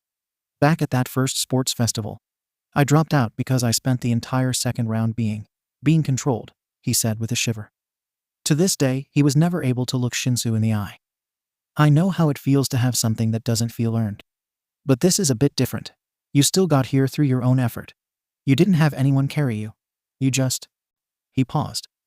He was about to say that she had merely had an obstacle removed her path. But referring to Midoriya as an obstacle felt very wrong. Of course, Hagakure finished the thought herself. I know I put in the effort. But if it wasn't Midoriya who got expelled, it would have been me. That's not true, Ojiro countered. Remember all the trouble the class got into? Every time it happened, Aizawa would make a point not to expel anyone because our potential wasn't zero. The man had the highest expulsion rate of any teacher at UA, so that restraint means something. A lot of good that did Midoriya, Hagakure said bitterly. Aizawa specifically wanted a slot open for Shinsu. If Midoriya's spot had gone to, I don't know, Kendo from Class B, then I would have been on the chopping block. Ojiro didn't really have an answer for that. Well, you can't exactly drop out of being a hero like I dropped out of the festival, he pointed out. You're right, she admitted. But I can't help but feel I don't deserve to be one. If I only got here thanks to someone else's failure. Midoriya's hardly what I'd call unsuccessful though, Ojiro pointed out. That's true. She sighed. I just haven't been able to concentrate on hero work. I keep feeling like I'm not good enough. Like I'm taking the place of someone who deserves it more. I know I'm not, she added as Ojiro opened his mouth to object. I know Midoriya landed on his feet, but... She didn't end that sentence, simply taking another sip of her drink. There was silence between the two of them as they sat. The chatter of their former classmates, little more than background noise. Finally, Ojiro spoke. You know, for an imposter, that raid on the warehouse went really smoothly, he said. Huh? Hagakure responded. I mean, you were up against a whole group of villains. But no one even knew you were there until after you'd already done your part of the plan. I'm sure they could have gotten someone else, she shrugged. But they didn't get someone else. They got you. And from what you told me, you were the reason it went so smoothly. Not only that, but during school, you fought all the same villains that the rest of the class did. I didn't really do much compared to Kirishima or Todoroki. Even still, even if the circumstances were questionable, you still became a hero. So regardless what could have been or what should have been, you're here now. You're a hero, and a good one at that. You really think so? Hagakure asked hopefully. Absolutely. You deserve to be here as much as any of us. Hagakure sniffled a bit. You're right, thanks. You know, now that I got it all out in the open like that, I don't really feel so bad about it anymore. Thanks for listening, she said. It's what friends do, Ojiro answered simply, cracking a small smile as Hagakure got out of her chair and wrapped the tailed hero in an invisible hug. In the weeks that followed what came to be known as the beach brawl, Izuku had been forced to reevaluate every first impression he'd ever had. It wasn't just Uraraka. Every member of the Hell class had gotten at least some media attention, and Izuku had managed to pass judgment on every single one of them during his time at Hamada, only to discover that all of his assessments rested on one single faulty assumption. That Bakugo had been the rule and not the exception. He was utterly ashamed to have ever thought that Uraraka was a passive-aggressive bully, that Ashido only saw heroics as a game, that Kirishima was a yes-man for Bakugo, that Yaoyorozu only made it into UA by throwing around her wealth, and probably her something else. That's Shinsu. Actually, he never had an issue with Shinsu. But of those students, there was one who he just couldn't seem to understand. And that was Todoroki Shoto, better known as the Frostbite Hero, Promise.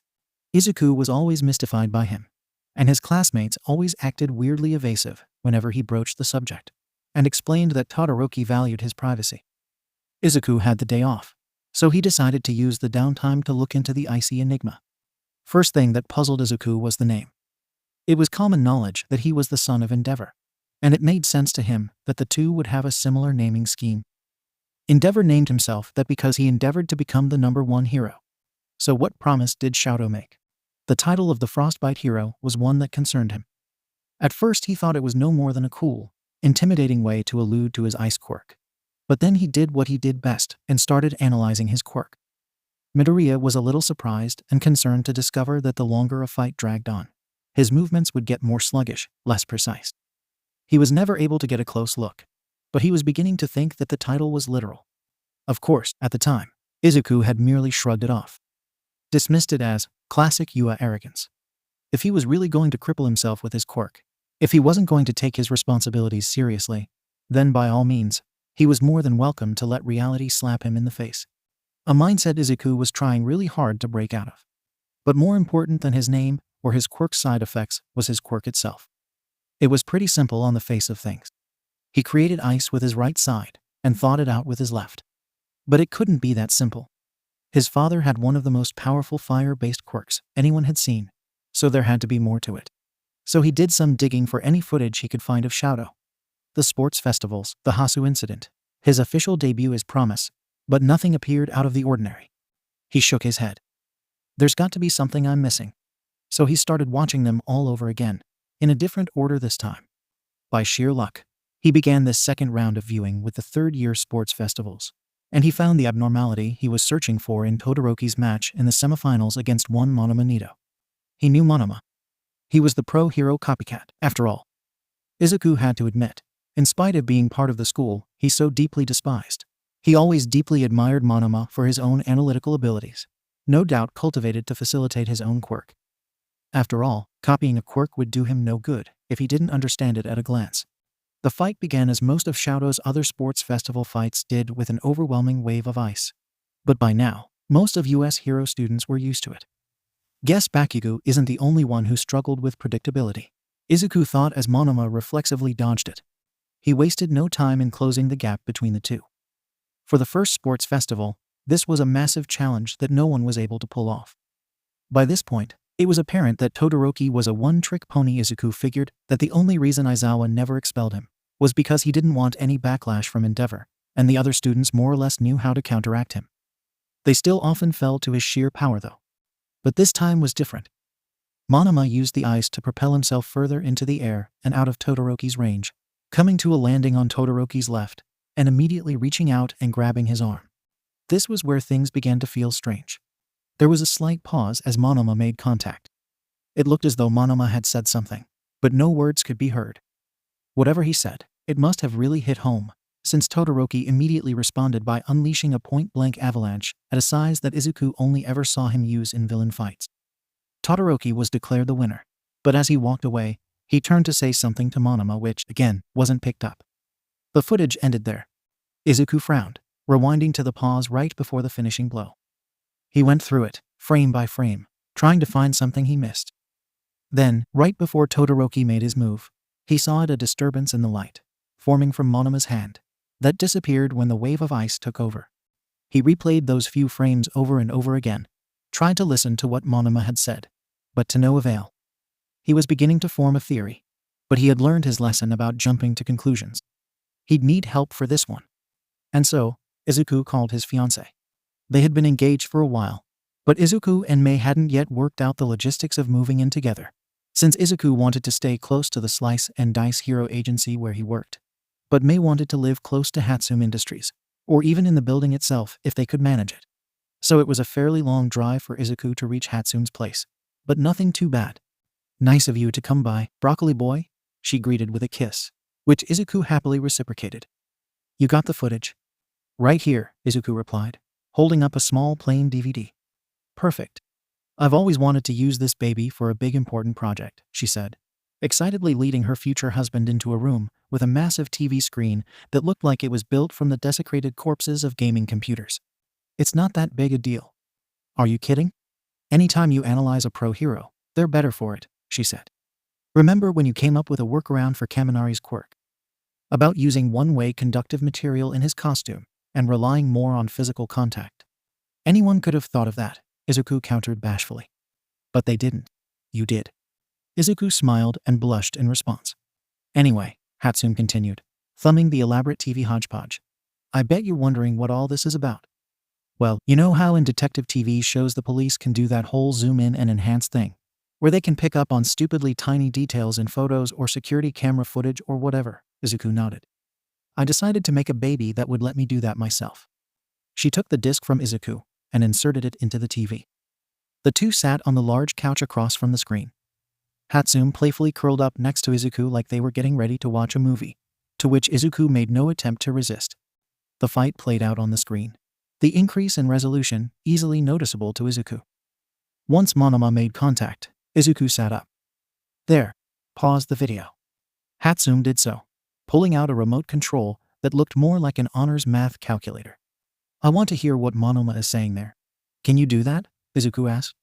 "Have a little faith in me," she replied, zooming in on the two boys. Indeed, there was very little grain thanks to Hatsune's device. She pressed a button, rewound a bit, and then let the video play again. Once again, the Monoma on screen grabbed Todoroki. This time, Izuku noticed the expression on Monoma's face. While not the clearest, he seemed to have something dawn on him, if his look of realization was anything to go by. Then, he spoke. A little muffled, but still audible. "So you've been holding out on us all this time, eh?" he sneered. Before Todoroki's counterattack, Izuku sat up further. "Slow down the footage," Izuku said. "Something happens here." Mei did so, the video crawling along slowly, giving Izuku the ample time to see a small ball of fire forming in Monoma's hand before it was promptly extinguished. Midoriya stared. "So my theory was right. But there's still one thing." He had Mei resume normal speed. As Todoroki walked away from the frozen Monoma, he simply said, "You can thaw yourself out," before stepping off the stage. Mei stopped the video and turned to see Izuku deep in thought. Of course, it all makes sense. Todoroki's quirk is two quirks. Well, I mean, probably not literally, but it's a quirk that does two things: create fire and ice. The fire would easily counteract the downsides of the ice half. Also, this means that he has to use the fire half to some extent in order to melt the ice afterwards. So the ice is no longer tied to his quirk once it's formed. Otherwise Monoma wouldn't be able to thaw it, and I could watch you dissect quirks all day."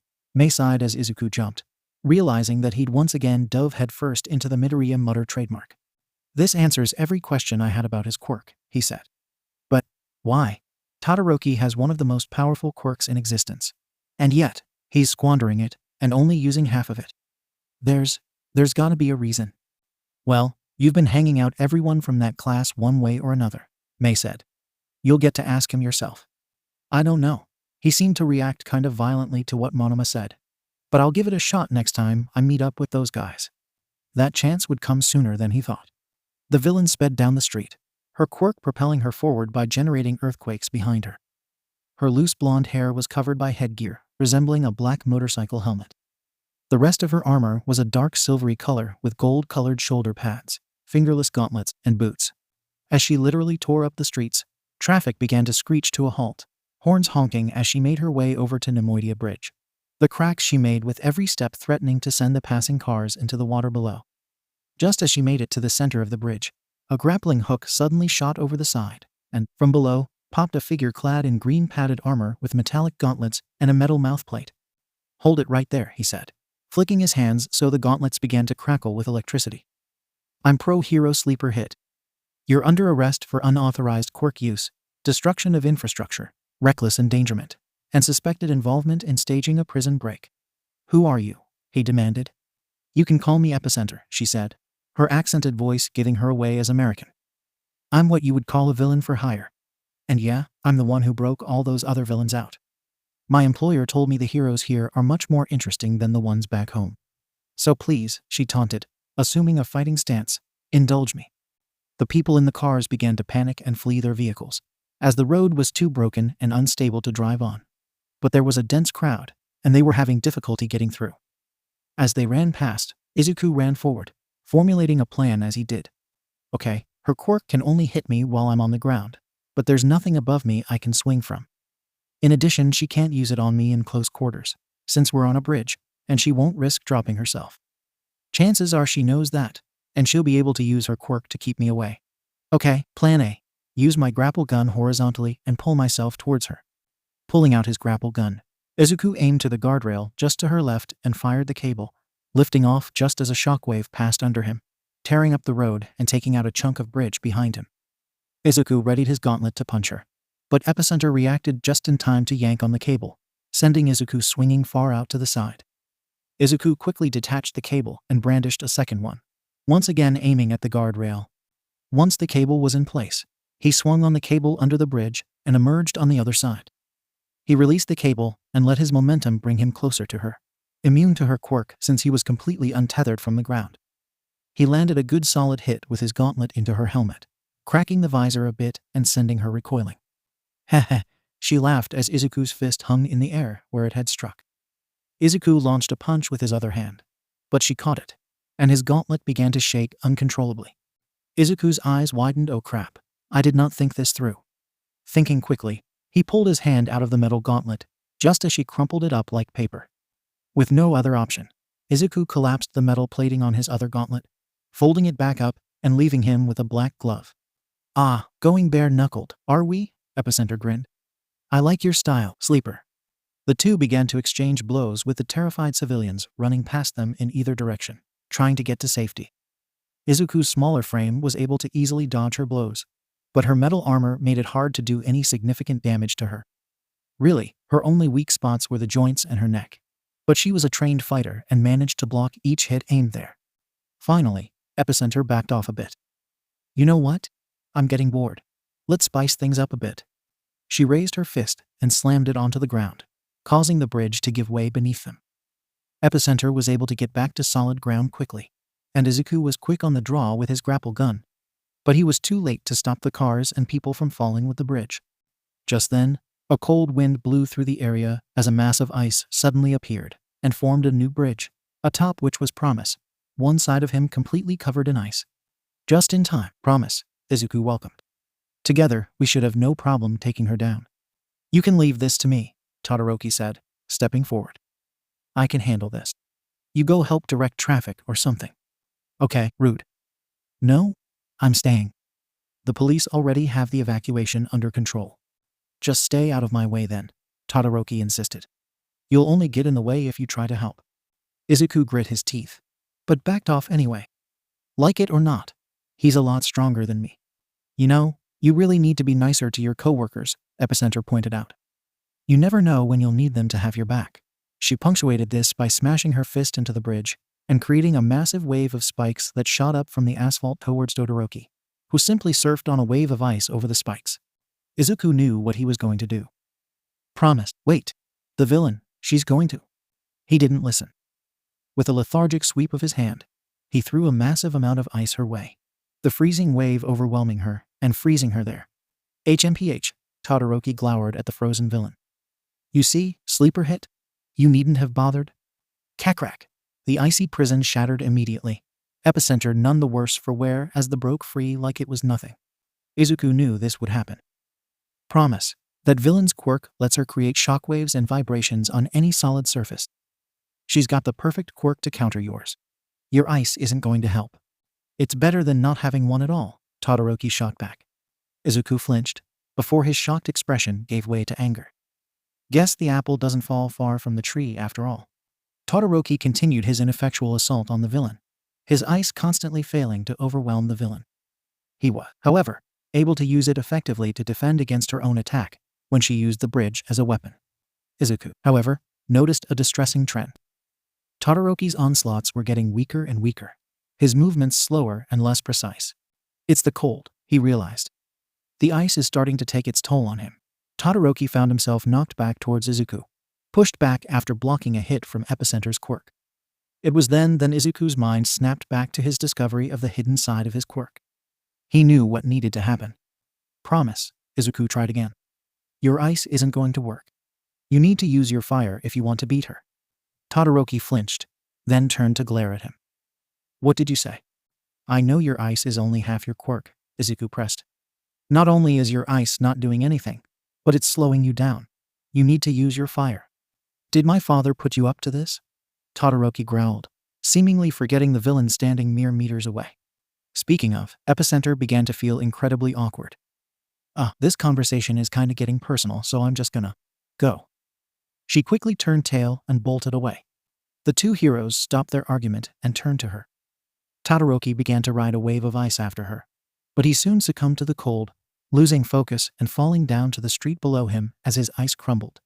Izuku once again drew his grappling gun and tried to aim it at Epicenter, but she turned and smashed the ground, creating an instant wall that caused the grappling hook to harmlessly bounce off. Izuku grunted in defeat as Epicenter took off. I told you to stay out of my way, Todoroki spat.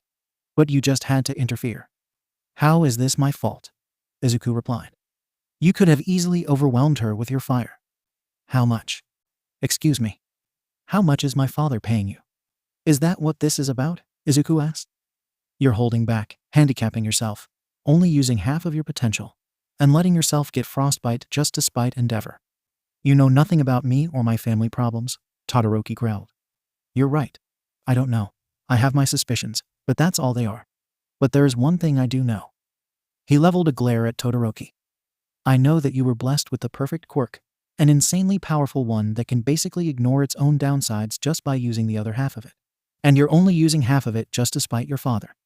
Do you have any idea how hard I had to work to make it as a pro without a quirk? I'm always at a disadvantage. I can only win by being smarter, faster, better than my opponent. I would have killed to have a quirk like yours, and you're just throwing it away. Izuku could feel himself getting angrier and angrier. I guess Aizawa was even less competent than I gave him credit for if you're still fighting with one hand tied behind your back. You can prattle on all you want, Todoroki snapped. There is nothing you can say to me that will make me use his quirk. It's your quirk, not his, Izuku shouted, which finally seemed to get a reaction from Todoroki other than frustration and anger. The emotion on his face was shock, as though he had never considered this before. Seeing this, Izuku took a deep breath and collected himself. Todoroki, like I said, I may not know the specifics, but I don't blame you for resenting him. He's the complete opposite of what a hero should be. Endeavor has no regard for property damage or civilian casualties, and lets his quirk run wild and puts people in danger. But you're doing the exact same thing through inaction. You're letting people get hurt because you refuse to fight at full strength.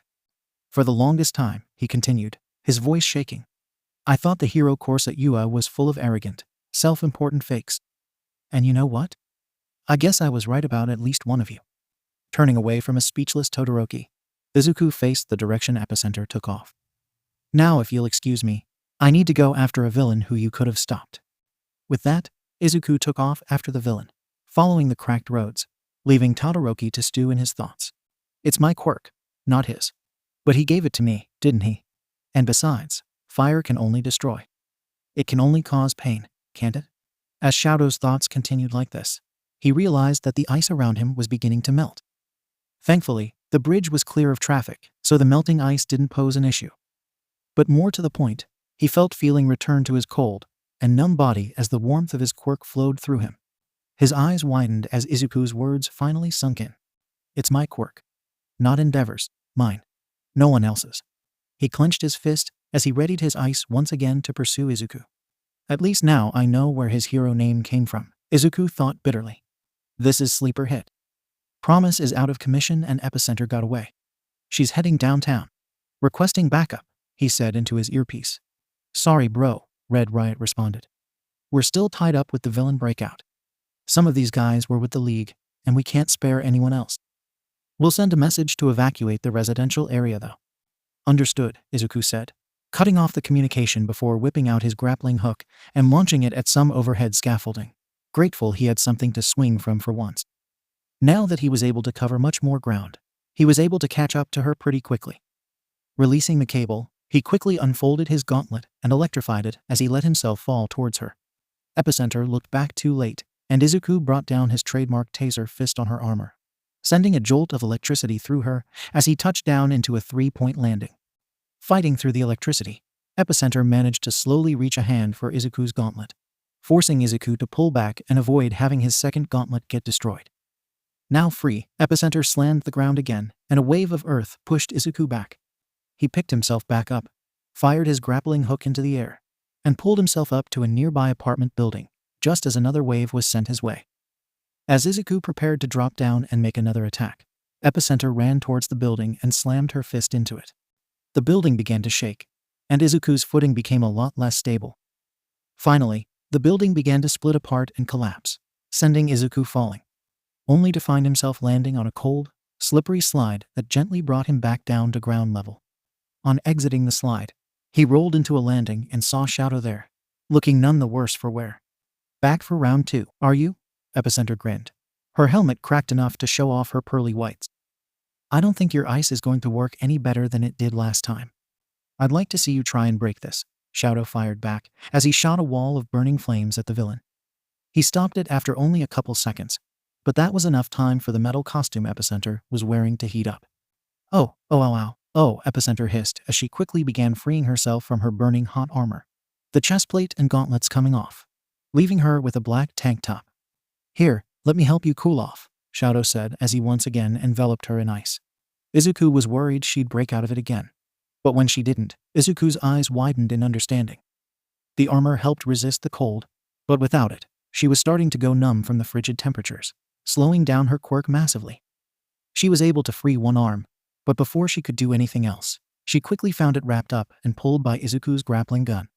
She tried to use her quirk on it, but the cable wasn't solid enough to create a quake on, and too taut for it to be properly vibrated. Pressing a button on the grappling gun, Izuku let the cable pull him right to her, as he pulled out a pair of quirk-suppressant handcuffs mid-flight. Todoroki, seeing what he was doing, nodded, using his fireside to thaw her out right as Izuku reached her. And in one smooth motion, Izuku slapped the cuffs onto her, bringing her to her knees. Izuku held her in place as Shadow stepped forward as well. Epicenter looked up at the two and chuckled. "Well, I did want a good fight," she admitted. "Can't exactly blame you for delivering." Sleeper hit. "This is Red Riot." The familiar voice came from Izuku's earpiece. "The situation on our end is under control. We're sending backup." "That won't be necessary," Izuku replied. "Promise got backup and Epicenter is taken care of." "Whoa, sweet. I'll have the police swing by your location." "I'd appreciate that." It wasn't long after that the police arrived to take Epicenter away. The two heroes gave their report to the police. Izuku called Mei to let her know that one of his gauntlets needed replacing. And just as he hung up, he became aware of Shadow walking towards him with none of the arrogant posture he had brought to the fight earlier. "I wanted to thank you. And to apologize. I let my own issues get in the way of my work. I was putting civilians at risk because of my family drama. And if it hadn't been for you, I fear someone might have died because of my refusal to go all out. And what I said about your quirklessness, that was uncalled for. Don't worry about it, I forgive you." "Really?" Shadow raised an eyebrow. "Just like that? It's more of an apology than I ever got from Bakugo." "That's right," Todoroki realized as the two walked away from the scene together. "You knew Bakugo, didn't you? Would you mind telling me what happened between you two?" "Only if you tell me the full story of what happened with you and your family." "Fair enough." Like all children, Imari Tengo dreamt of being a hero when he grew up. Like all children, he idolized All Might and all the other famous pros. And like all children, he never once thought that he'd be working as a minimum wage employee in a shoe store. For the 12th time that day, Imari was asked by a customer to use his elongated fingers to grab a shoebox on one of the higher shelves. It wasn't much, but all the same, it was gratifying for his quirk to actually come in handy. As a kid, he was embarrassed by his quirk. All the popular kids had a quirk that was more useful or practical or flashy, like wings, for example. But him? He could extend his fingers, and that was about it. It did eventually dawn on him that the hero track was wishful thinking. Having such a lame quirk was guaranteed to get him relentlessly picked on. But as luck would have it, he had an out. Deku. Having a weak, unimpressive quirk made him a target, sure.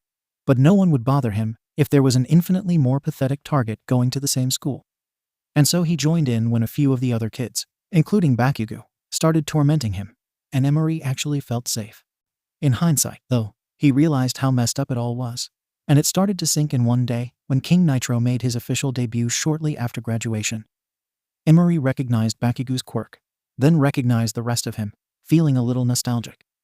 However, for the same cocky, rude attitude Bakugo had back in junior high to come out of a pro hero felt wrong, perverse, even. It was the first time he had even thought about Deku since graduation. That fact alone made him feel ashamed, even more so when he remembered Deku wasn't even his name. After fishing out an old yearbook of his and remembering the name Midoriya, he felt a wave of nausea wash over him. All throughout junior high, Midoriya was there to provide an escape for suffering for his own underwhelming quirk. But come high school, he was once again on the bottom rung of the cutthroat teenage hierarchy. And the feeling of life using him as a footstool didn't stop when he graduated. Really, he was lucky to have gotten this job at all. So how much worse would it have been for Midoriya? The thought honestly kind of scared him. How miserable must his life have already been without me joining in? Emery asked himself. He tried to push it out of his mind, saying he would have been tormented with, or without Emery's involvement. But the guilt settled there, like too much sugar in a pitcher of lemonade. Eventually Emery decided to go online to try and look him up.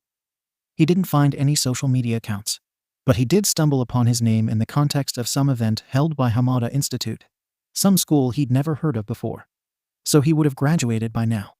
Still, ever since then, the quirkless kid from school remained in the back of his head and stubbornly refused to leave, like a roommate who never pays the rent and leaves beer bottles everywhere.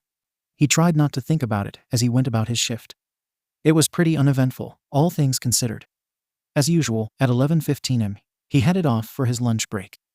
He meandered through the crowded mall, eventually arriving at the food court.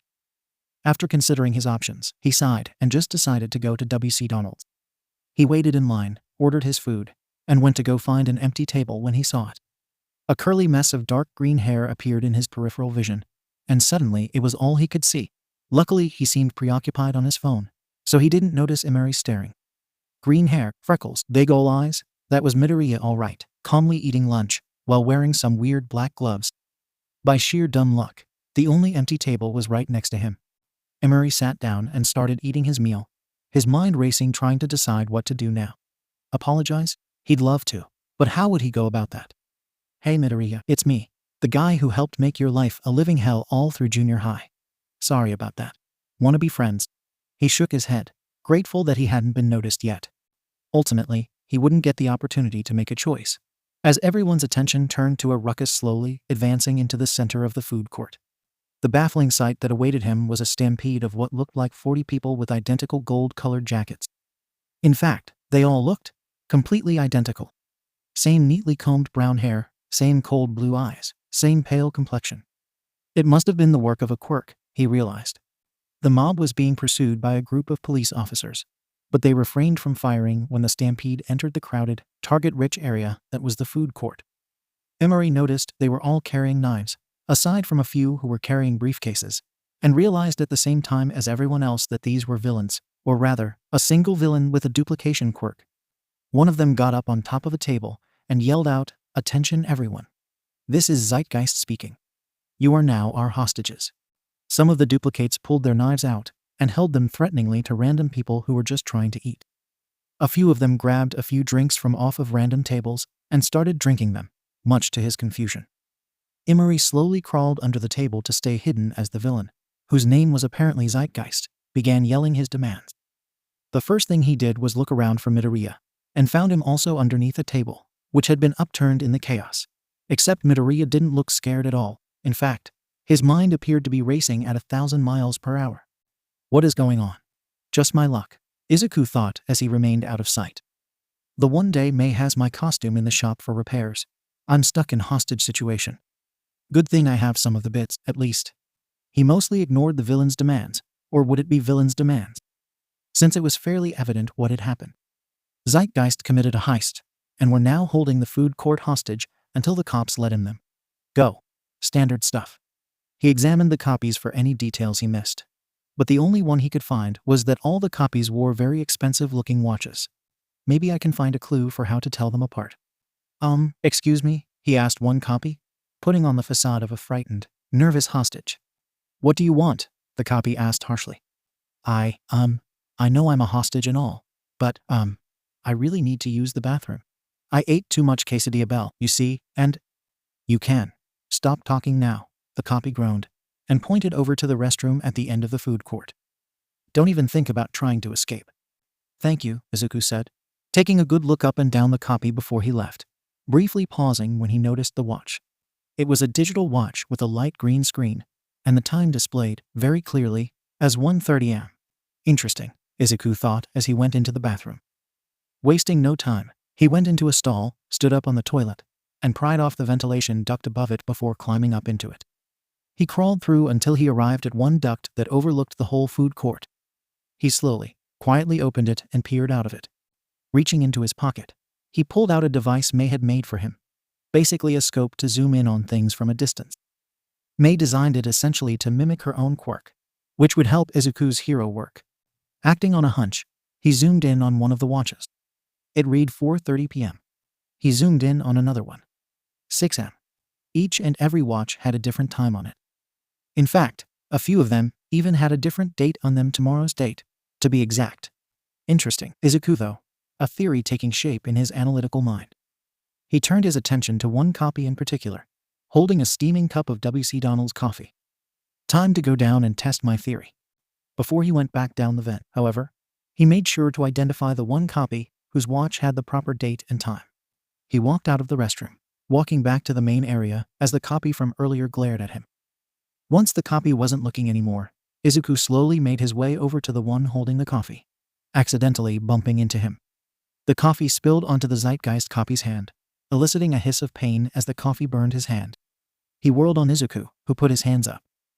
Whoa, I'm sorry, he said, backing away, strategically moving towards the one he spotted earlier. Watch where you're going, the copy growled, before turning to another. Why don't we start killing the hostages? Fine by me, one of them said. The police aren't listening to our demands anyway. Izuku looked at that other copy's hand. It looked red and burned, in the exact same place the coffee spilled on the first copy's hand. Perfect. As the copy prepared to use his knife, in one fluid motion, Izuku whirled around, unfolding his right glove into his taser gauntlet, and punching the Zeitgeist he identified. The one whose watch actually had the right time, shocking him in the process. The electricity did its work, and it sent him to the ground, unconscious. And, like a set of dominoes, the copies just kind of faded out of existence. Even their knives disappeared, though the cup some of them were holding remained in existence and dropped to the floor. One of the police walked up to Izuku, as the other patrons breathed a sigh of relief. Excuse me, sir, the policeman began. What did? Izuku responded by whipping out his hero license. I'm pro-hero sleeper hit, officer, he said, completely missing the nearby bystander with a finger-extending quirk, whose eyes went as wide as dinner plates. I see, the officer said. I wasn't sure if you were a vigilante or not. Just had to be sure. If you don't mind me asking, how did you? You see, Izuku began, that villain's quirk wasn't a duplication quirk like I originally thought. It was actually a low-power time travel quirk. If I'm guessing correctly, he can travel backwards 30 minutes, creating a duplicate of himself. He did this multiple times until he had a small army of himself. Guess that explains why so many of them were chugging coffee and looking really tired. They were awake for almost a full day. I was able to identify and subdue the original Zeitgeist, which paradoxed the copies out of existence, since in 30 minutes, he'll be in quirk-suppressant handcuffs and unable to go back. He finished giving his statement to the police, who began talking with some of the other hostages. Now that he was more or less alone, he sighed in relief that the situation didn't escalate. He went back to his table, only to remember, oh yeah, it got knocked over when Zeitgeist stormed the place. He felt like weeping when he saw his lunch strewn over the floor. I can pay for you to get another one, if you like, a vaguely familiar voice said from behind him. Izuku turned and saw a familiar face he never thought or hoped he'd see again. Emery smiled nervously. Hey, Midoriya, he said, knowing there was no turning back now. Emery, Midoriya said coolly. It's, nice to see you again. Wish I could say the same. Cold, but fair. So, you're a pro-hero, huh? He asked, trying to make small talk. No response. Emery sighed. Look, Midoriya, I just wanted to say that I... Don't, Izuku cut him off. Don't even start. You just want to get into my good graces now that I'm a pro, he snapped. What? And no, Whatever, I don't need this, Izuku grumbled as he walked off. But your lunch though. Cram it. Emery sighed in defeat as Izuku sauntered off, not bothering to look back. Yeah? What did I think was going to happen? I helped make his life a living hell. What good is bribing him with food gonna do? On the plus side, his boss gave him the rest of the day off due to the attack. So that was kinda nice. Here you are, miss, Emery said, handing the young woman a shoebox from the top shelf, as was his job. It was a pair of shoes themed around gravity, having the same pink color scheme.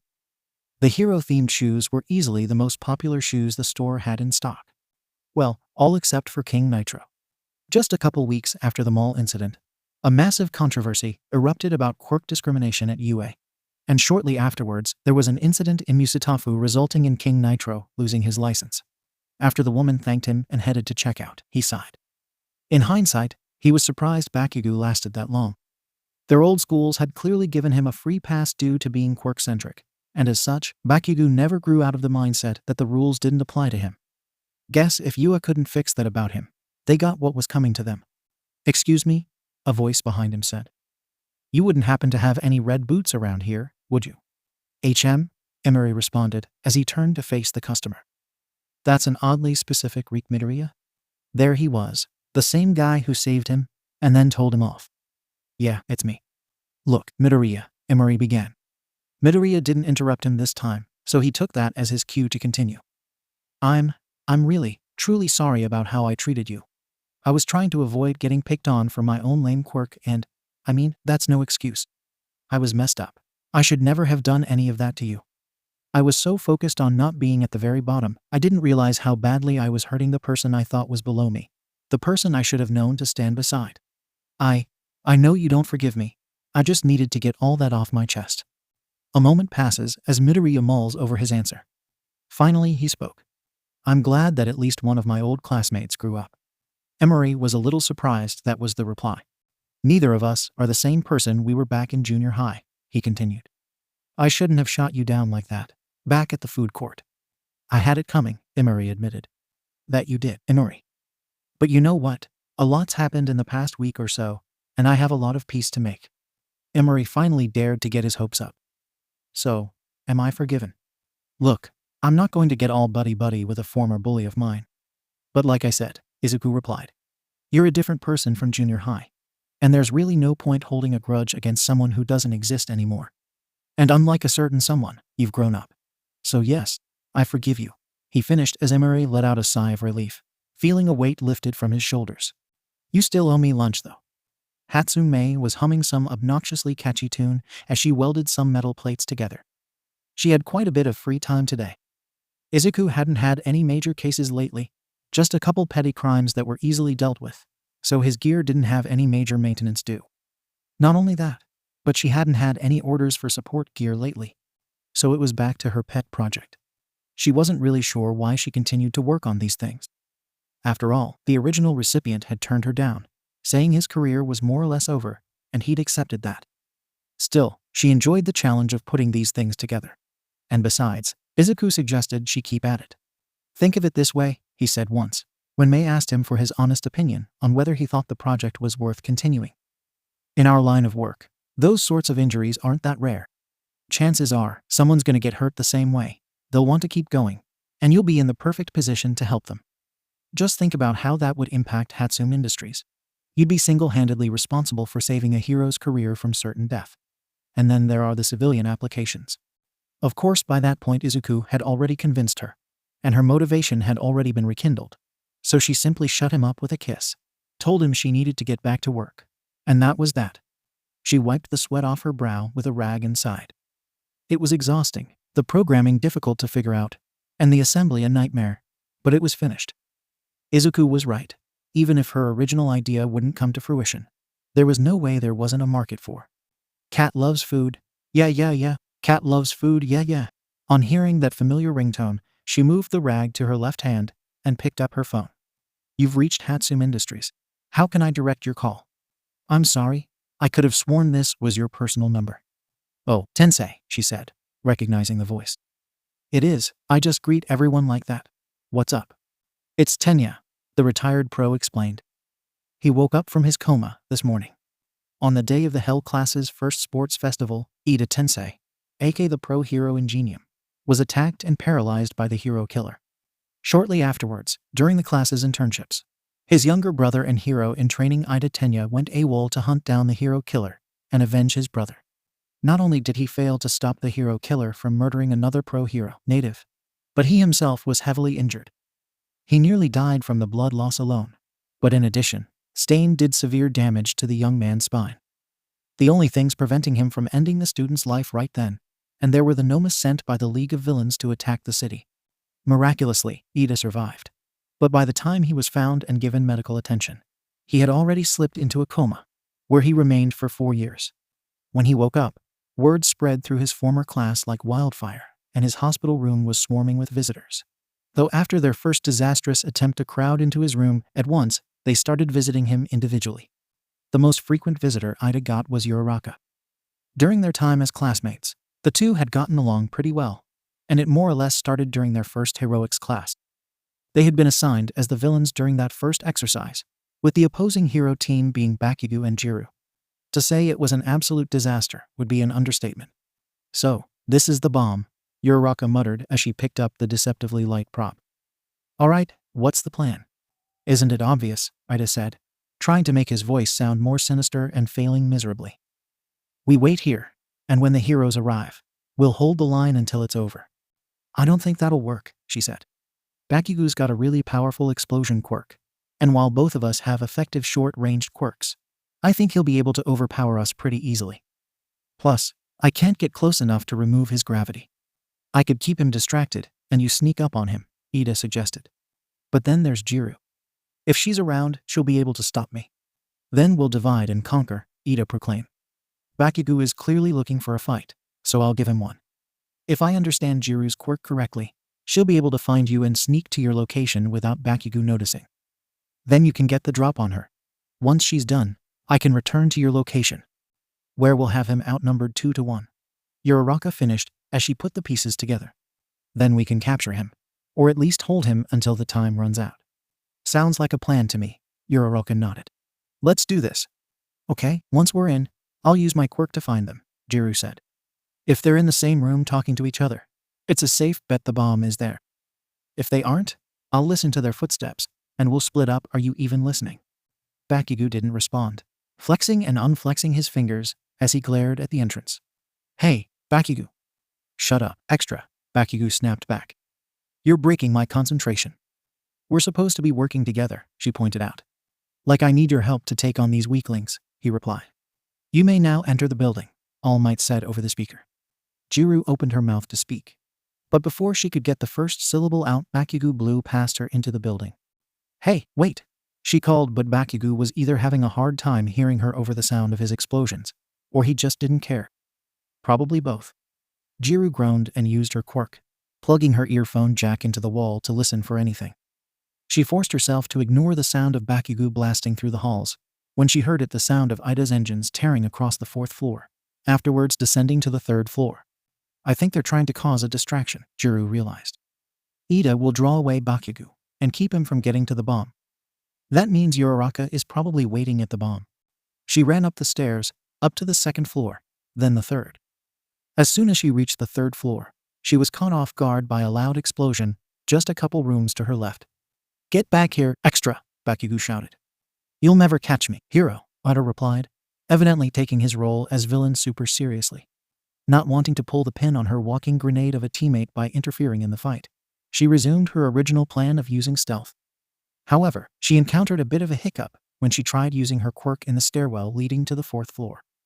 Bakugo and Ida were fighting so close to her that there was too much interference, and she couldn't pinpoint Uraraka's location. "Gotcha." With a surprised yelp, Jiru was too late to react as Uraraka dropped from above and kicked Jiru to the ground. "Sorry about this," the pink-clad girl quickly apologized as she whipped out the capture tape and tied Jiru's hands, taking her out of action. Jiru has been captured by the villain team. Below, Ida took this as his cue. With a burst of speed, he turned and dashed away from Bakugo, ignoring the blonde's indignant yelling. It was time for phase 2 of the plan he and Uraraka had put together. With Jiru taken out, it was 2 against 1. But since Ida and Uraraka stood no chance of taking on Bakugo head-on, even if they worked together, they decided to use their numerical advantage to play defensively, blocking off access to the bomb and stalling until the timer ran out. The two made it back to the bomb before Bakugo, thankfully. Just as they managed to secure the room, Bakugo came in. With a growl, he tried to force his way into the room. But Ida managed to force him back out by charging at him at top speed, not giving him a chance to react before the blonde was thrown across the hall. He got up and tried again, trading blows with his armored opponent, his gauntlets protecting him as he struck Ida's armor. He let out an explosion that knocked Ida down, and he made a mad dash for the bomb. Suddenly, he found himself unable to move and realized he was floating. He turned his head once he figured out which way was up and saw Uraraka. Seeing red, he prepared another explosion. But since he was still weightless, he wound up propelling himself in the complete opposite direction from where he wanted to be. Release. Uraraka touched her fingers together as Bakugo rocketed away, landing hard and skidding a fair distance away. Ida was all ready with the capture tape, but Bakugo used his explosions to launch himself back up and land another punch on Ida, who barely had time to block. However, Bakugo quickly realized that the bomb was no longer in the room. Uraraka had made the thing weightless, so she could carry it at a full sprint down the hall. What's more, Ida had blasted off to join her, having realized that getting the capture tape on Bakugo was a futile endeavor. They resolved to keep playing defensively and run out the timer. Bakugo picked up on this fact. Four Eyes wasn't the worst at hand-to-hand combat, but they both knew in a protracted fight, Bakugo would win eventually. A grim smile came to his lips as he planned his next move. If I have it right, we just need to hold out for a couple more minutes, Uraraka said. We just need to keep him from getting in until then. Just then, Bakugo confidently strode towards the room, which now housed the bomb. Hey, extras, I'm gonna win this right here, right now. Yeah, right, Uraraka shot back. No way we're gonna let you in here. Who said anything about me coming in? He retorted. He held up one of his gauntlets. Thing about my quirk is that it comes from my sweat.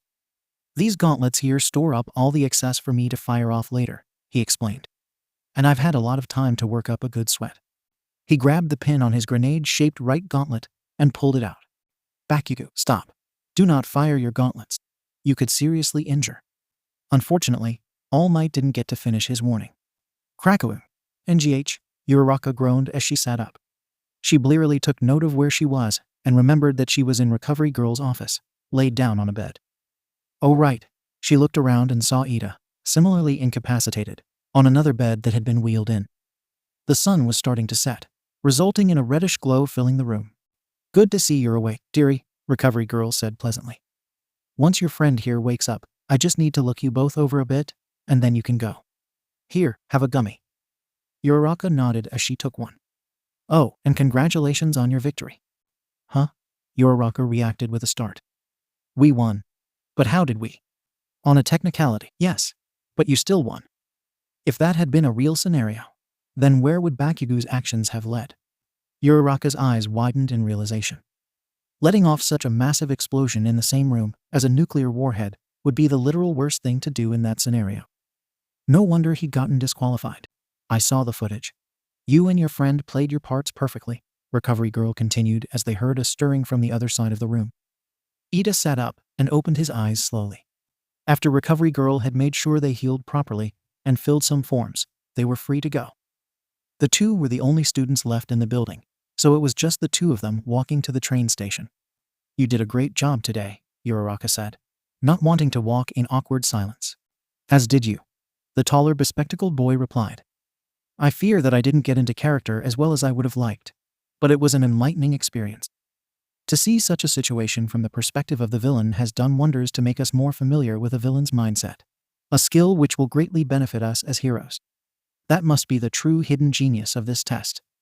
Uraraka giggled, knowing full well All Might literally just drew names out of a hat, but said nothing. After their ordeal at Bakugo's hands, she'd let him have this.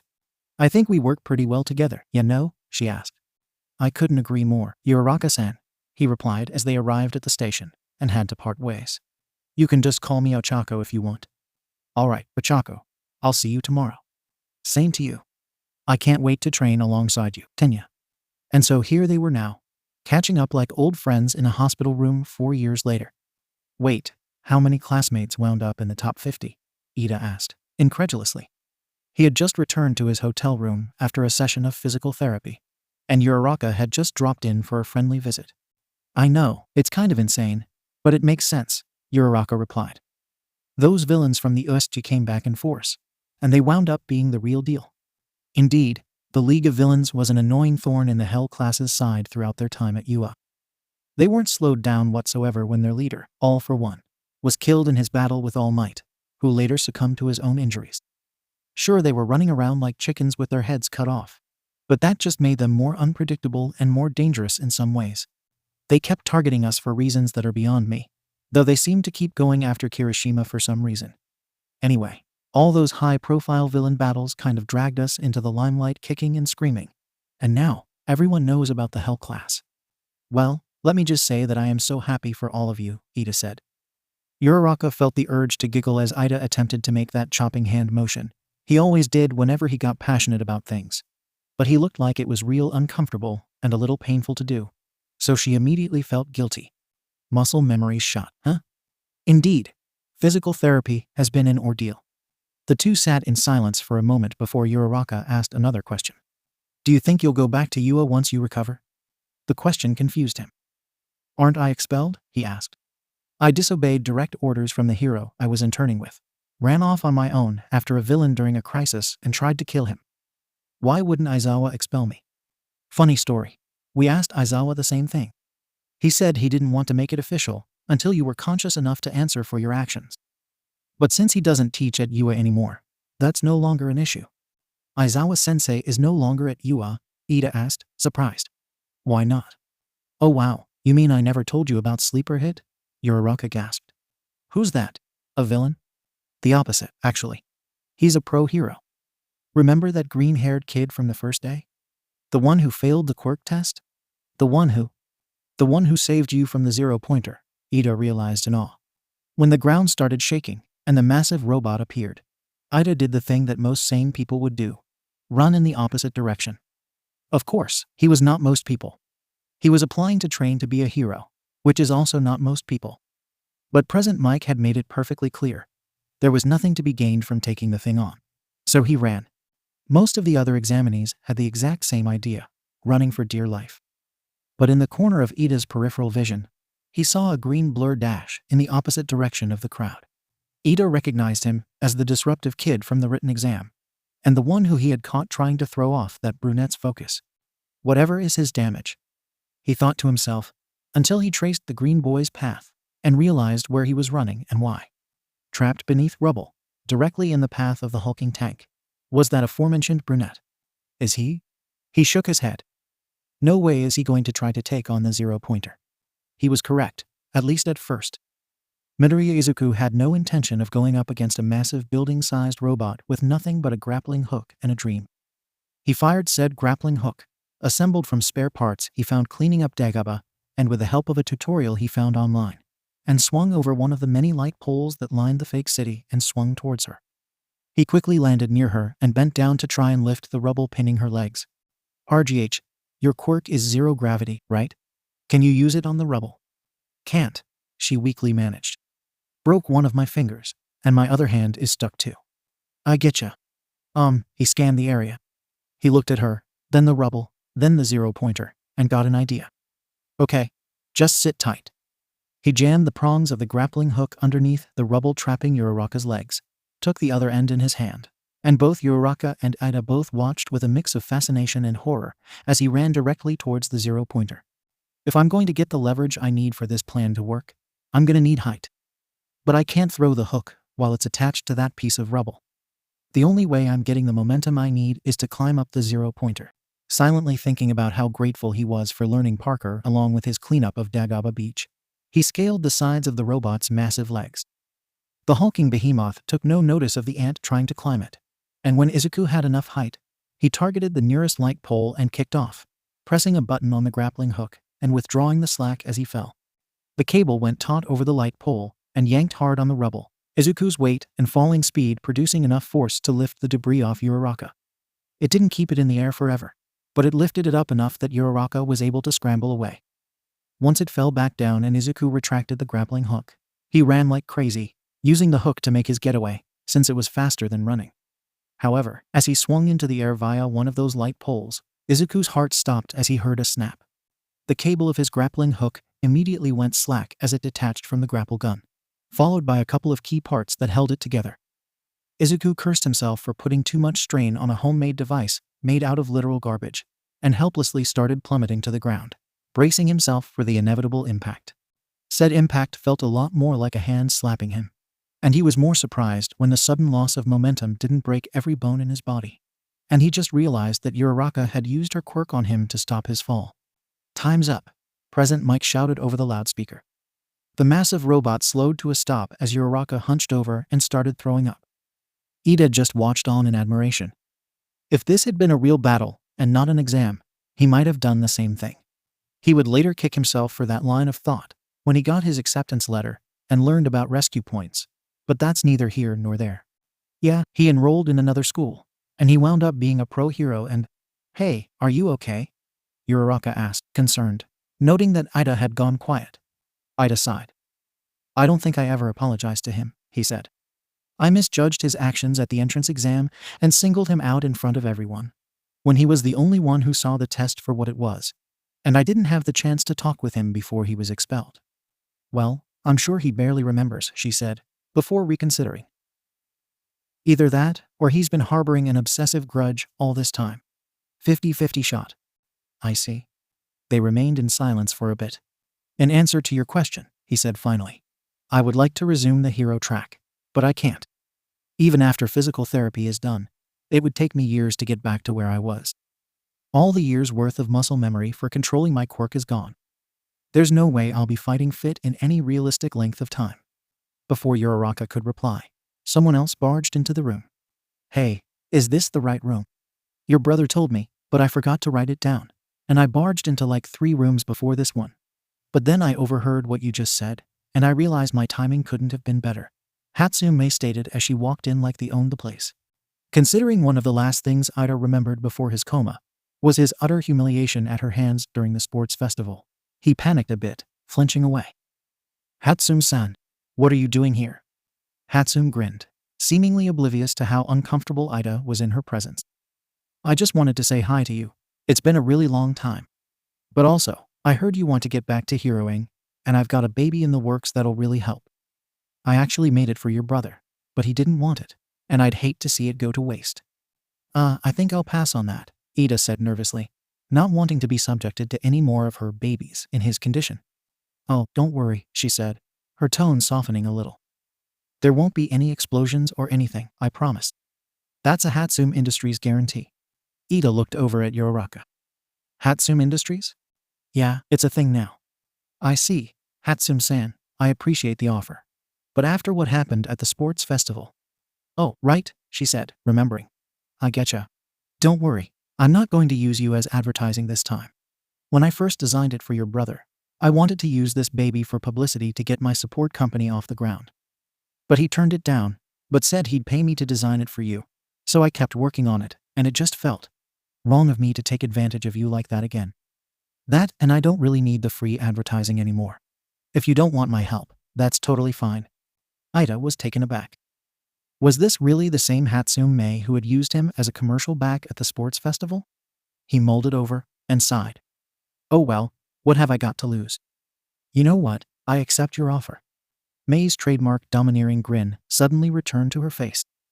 "Glad to hear it. I'll see you once you're discharged from the hospital, and we can get to work. So, if you don't mind me asking, what exactly is this baby anyway?" She simply smiled. "It's a surprise." A month passed before Ida was finally discharged from the hospital. He was able to eat, walk, and do most of his normal activities. But getting back into fighting form was going to be a challenge, one that Hatsume had assured him she would handle. After finally spending some time at home, the time came for him to go to Hatsume's workshop. "So, first thing you gotta know," Hatsume explained, "a lot of this stuff was my fiancé's idea." "Your fiancé? Who in their right mind would agree to marry?" "No, stop it, Tenya. You're being rude." "Yeah, the guy's in love with quirk theory. Anyway, after what happened to your brother, he noticed that a lot of heroes have difficulty with quirk control after getting injuries like yours. Quirks have their own muscle memory separate from the normal kind. Since each quirk is different and all, he came up with the idea for constructing a leg brace geared towards your quirk that would use data gathered from the recordings of you at UA to help you redevelop your old moves by using controlled bursts of quirk stimulants and quirk suppressants to match what you were able to pull off before your injury." The whole point is to simulate and accelerate the repetition of your quirk-related moves, so you can perform them second nature. She reached under her desk and pulled out a pair of devices that, indeed, looked like they would fit around Ida's legs and knees, with openings designed to match his exhaust pipes. There was some wiring and gadgetry on the inside. I just need to install the algorithm I programmed into this thing, put it on, and… The door to the workshop opened, and in walked in a bruised, but otherwise energetic Izuku. There you are, May. I heard he finally got discharged. That MLA copycat took all week to deal with, so I missed. He saw Ida there, and the two made eye contact. Ida remembered this guy being much more meek and, for lack of a better word, wimpy at the entrance exam. Both he and May had grown up a lot, and here he was, having slept through what should have been a defining time of his life, had he not made such a horrible mistake. And he felt so out of place there. But he was pulled out of his ruminations when he offered him his hand. Ida Tenya, right? He asked. Midoriya Izuku. We've met, Ida observed, shaking his hand. Not properly, Izuku said. I have the worst luck with first impressions. Now that we're all acquainted, Hatsune interrupted. I think it's high time we get to work. Ida Tenya, your hero rehabilitation has officially begun. Even though he was discharged from the hospital, Ida's physical therapy was not over. In fact, it only got more grueling from here on out. And while the device did indeed speed up the process of retraining his quirk, that didn't mean it was instant. Despite this, Ida insisted he'd push through. Ida once again circled the large, gray room. May had this large, sturdy, relatively empty testing room installed in the basement level of her building for the purpose of testing her babies, but was willing to let Ida use it to get his quirk back into gear in a controlled environment. His stamina had been recovering quite well, along with his quirk control, but he once again hit a wall of exhaustion and went to take a rest. Through all this, his relationship with Izuku was strictly professional, as Izuku essentially acted as a part-time quirk-specific physical therapist when he wasn't busy with a case, and they didn't have much time to talk. May was around much more, but Ida still gave her a wide berth, a decision May fully understood. It hit Ida again, just how much she had matured since the sports festival. He sighed again at the reminder of just how much he had missed. He began thinking of the most troubling development he'd been unconscious for.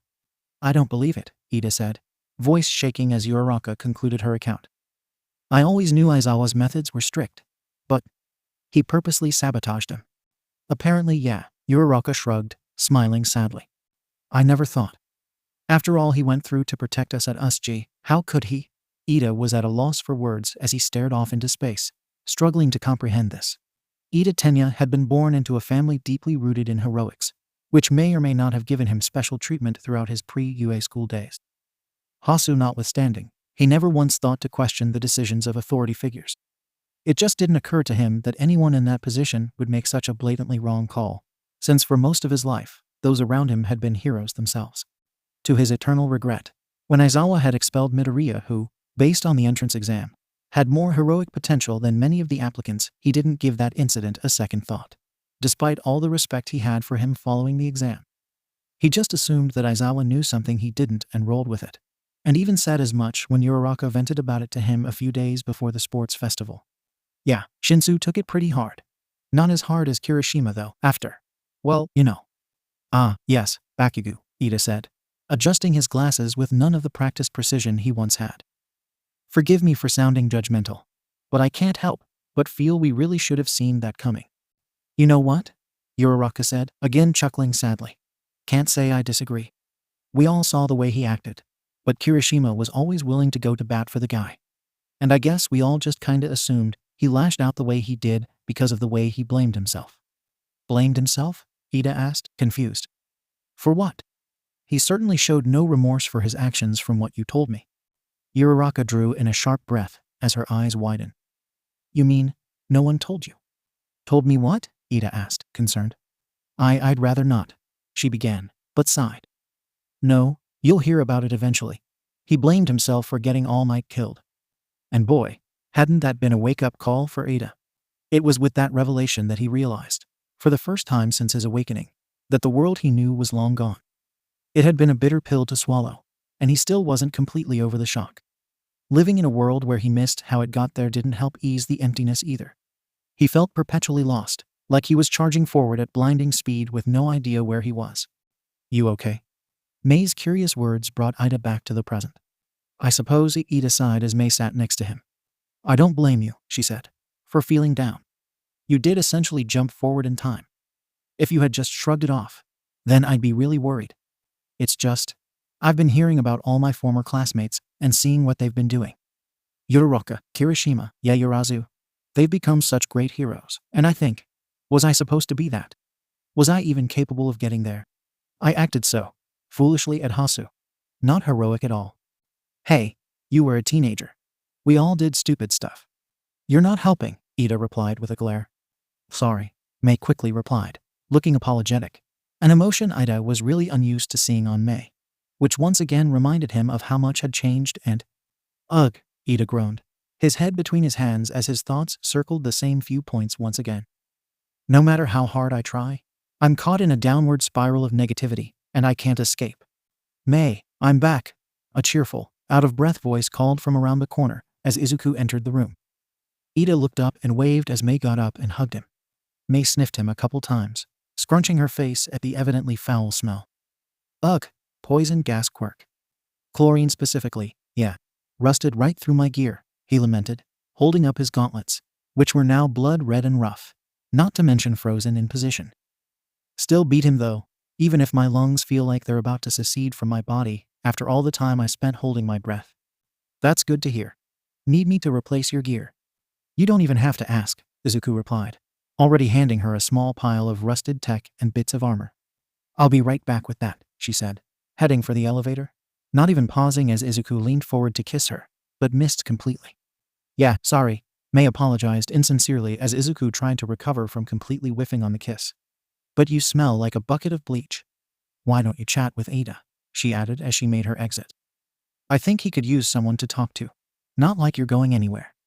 As the elevator doors closed, Izuku made his way to the despondent speedster and sat next to him where May had been.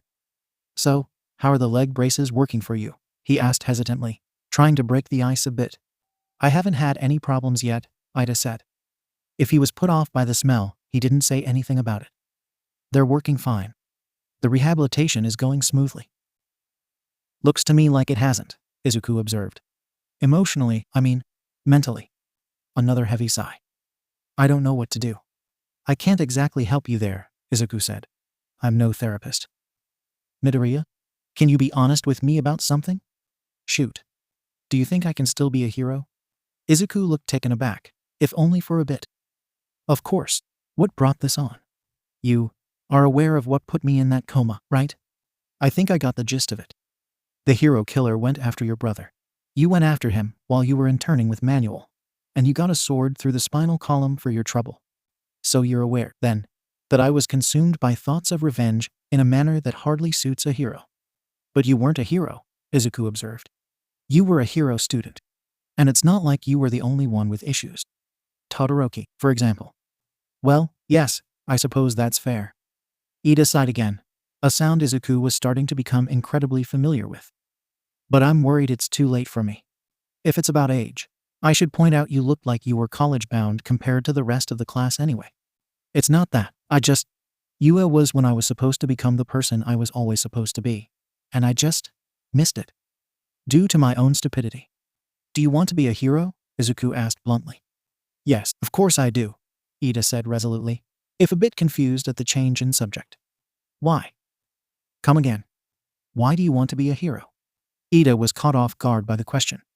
He hadn't really given it much thought as of late, since he always thought he knew the answer to live up to his family name, simple as that. But his religious devotion to upholding the Ida name had led him on his ill-advised manhunt, so that was hardly a good answer. All it had done was lead him to make the worst mistake of his life, and it was all he could do to wait. I suppose, Ida answered experimentally. I want to redeem myself from my actions. Izuku gave a genuine grin. I have heard so many worse reasons than that. Hold on to that, he said. You messed up royally, there's no getting around that. But don't let it weigh you down. Use it as fuel.